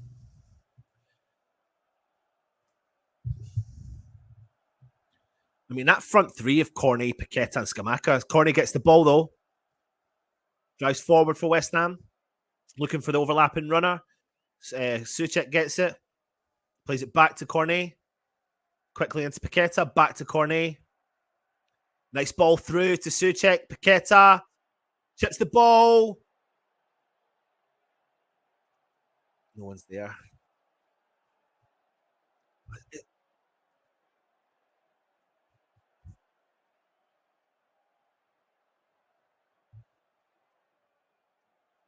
Monica driving forward.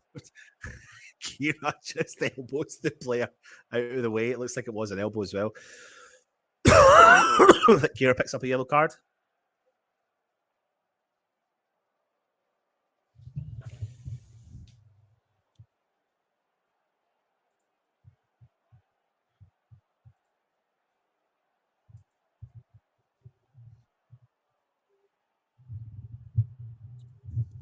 Free kick to Aek Larnaca.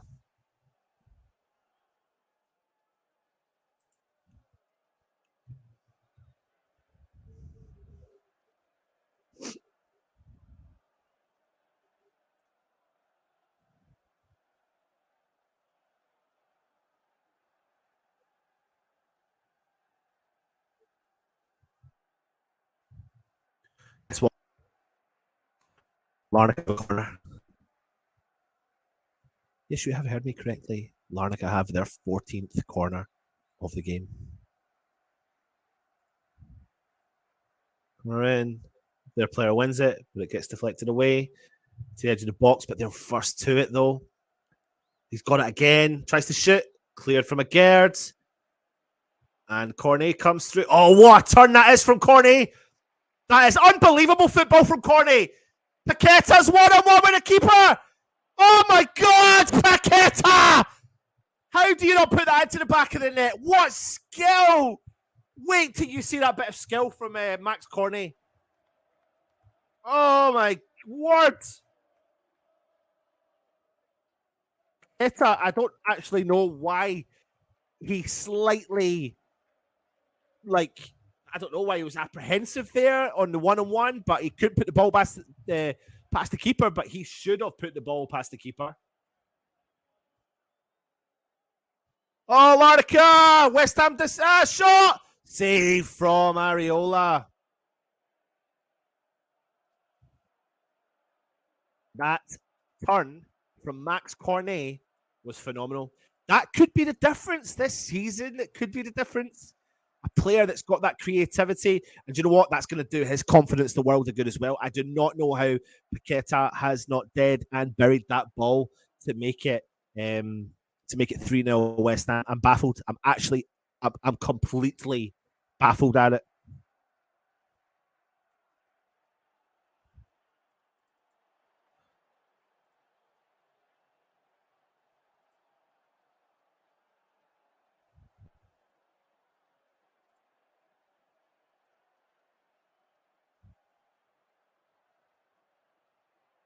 Larnaca now on the attack. Ball through the middle, clicks it. Honestly, they keep finding those little gaps. They keep finding those little gaps at West Ham. We're just coming into injury time now. I don't know how many minutes they're going to give.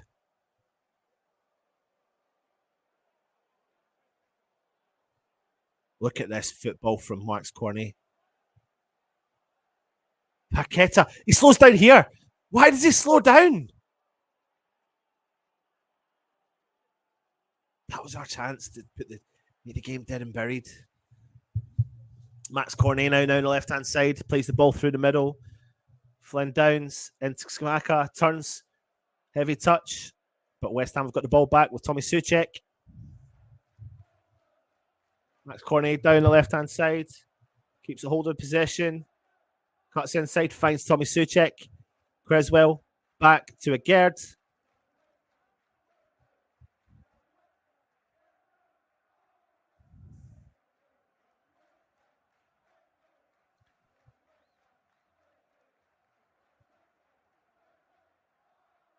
No, Dan, you're right, mate. You are right.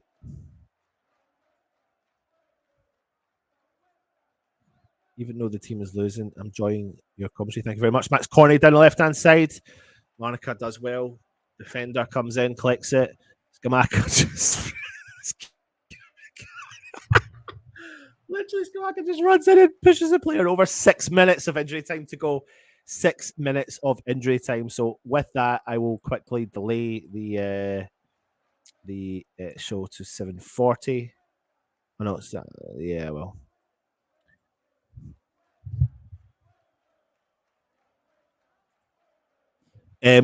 Like I said, the review will be straight after the game. It will probably go live while I'm talking. You will get transferred across, and if you don't, when the broadcast ends, you should see the video pop up on your screen. Just click it; it will take you to our review. It's called the Highlights Review Show. Come in and have a chat with us and let us know your opinion. As West Ham are winning the game 2-0, and Larnaca are winning the game in corners 14-0.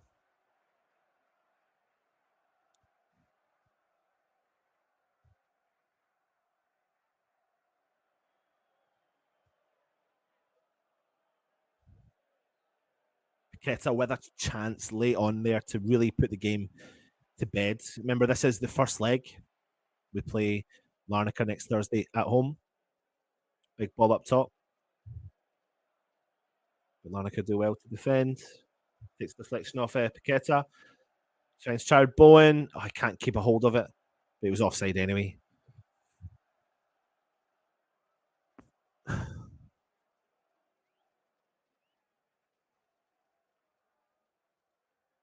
It's unlucky. But he couldn't get a hold of the ball anyway. Player skips by Max Cornet for Larnaca. How was that ball found that player? I don't know how the balls are finding those players. I literally don't know. Like, that's my concern. I think it's offside anyway, but at some point, either tonight or tomorrow morning, join us for the 5 things you learned, because I'm quite intrigued to kind of talk about it a little bit. I don't think the player was offside, actually. Maybe marginally from Larnaca. He shoots from distance and it goes about 10, 15 yards wide, but it's a free kick to West Ham with only a few minutes to go. But it's not been a convincing performance. It's just been a professional performance. Not even been a professional performance. It's actually been a bit shit. Larnaca have played quite well. They found our gaps. That's a concern. Yeah, I know we've won 2-0. Yeah, I want to be positive, and I am going to be positive. It's not been exciting to watch, but they shouldn't be finding the gaps so easy that they have. They've had quite a lot of possessional play. You know, there's another gap there. The player gets it from the edge, shoots from distance, invites a shot. It goes wide. But the thing is that there's a gap. The gap's huge. You're a player. Do you know what? The sort of player that enjoys those gaps is like Trossards of the world. That's what they love. The Max Cornets of the world, actually. You know, when you play against players like Trossard, that's where they'll sit. That's where they'll do most of their damage. They'll see where the gap is. They'll sit there and say, feed me the ball through. If you're any team right now watching this performance from West Ham, the one thing you will notice is, my God, we can get that ball. We can penetrate through that midfield. They've been doing it all game, even when Declan Rice is there. West Ham have won the ball back. But they've won the second ball, and we've won it back. That's a heavy touch from Paqueta. We can't keep the ball under control. A minute and a half to go. Larnaca 0, West Ham 2. Now they're on attack down the right-hand side. There's an overlapping runner. No one's marking him. crosses it in. Big space on the ball. He's got the ball. He's inside the 18-yard box. He crosses it in. We've headed it out, but again, he's there to the second ball. The Larnaca player is apprehensive. If he just threw his head on it, he would at least got a goal there, and Areola collects it. Too much work. Too much work.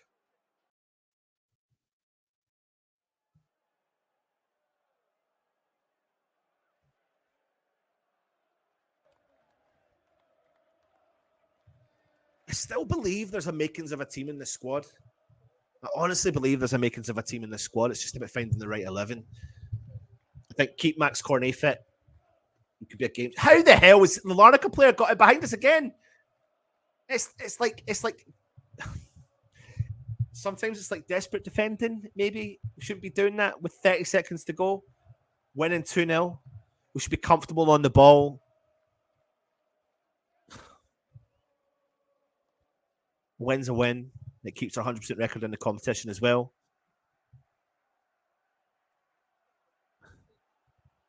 West Ham now trying to clear the ball out from defence. Scamacca drops deep, collects it, wins it. 2 players on him. He's done well. Souček. Go on, do something. 10 seconds to go. Zuma, McGeard. Switches play over to Kira. Referee's going to blow the whistle any second now. And there you go. There is full time. Thank you to everyone for watching. West Ham have walked away 2-0 winners from the game. West Ham keep their 100% record. Not a massively convincing result for us, but we done our job. We got the job done as we take the tie back to the London Stadium. 2-0 up on aggregate to give ourselves the best chance of getting through to the quarterfinals of Europe for a second season running. I'm going to click the end broadcast. What happens is just keep your eye on it. You may get transferred across automatically, and if not, click on the video once I go, and you'll get a chance to come across and speak to us on the review. See you across there. Come on, you Irons.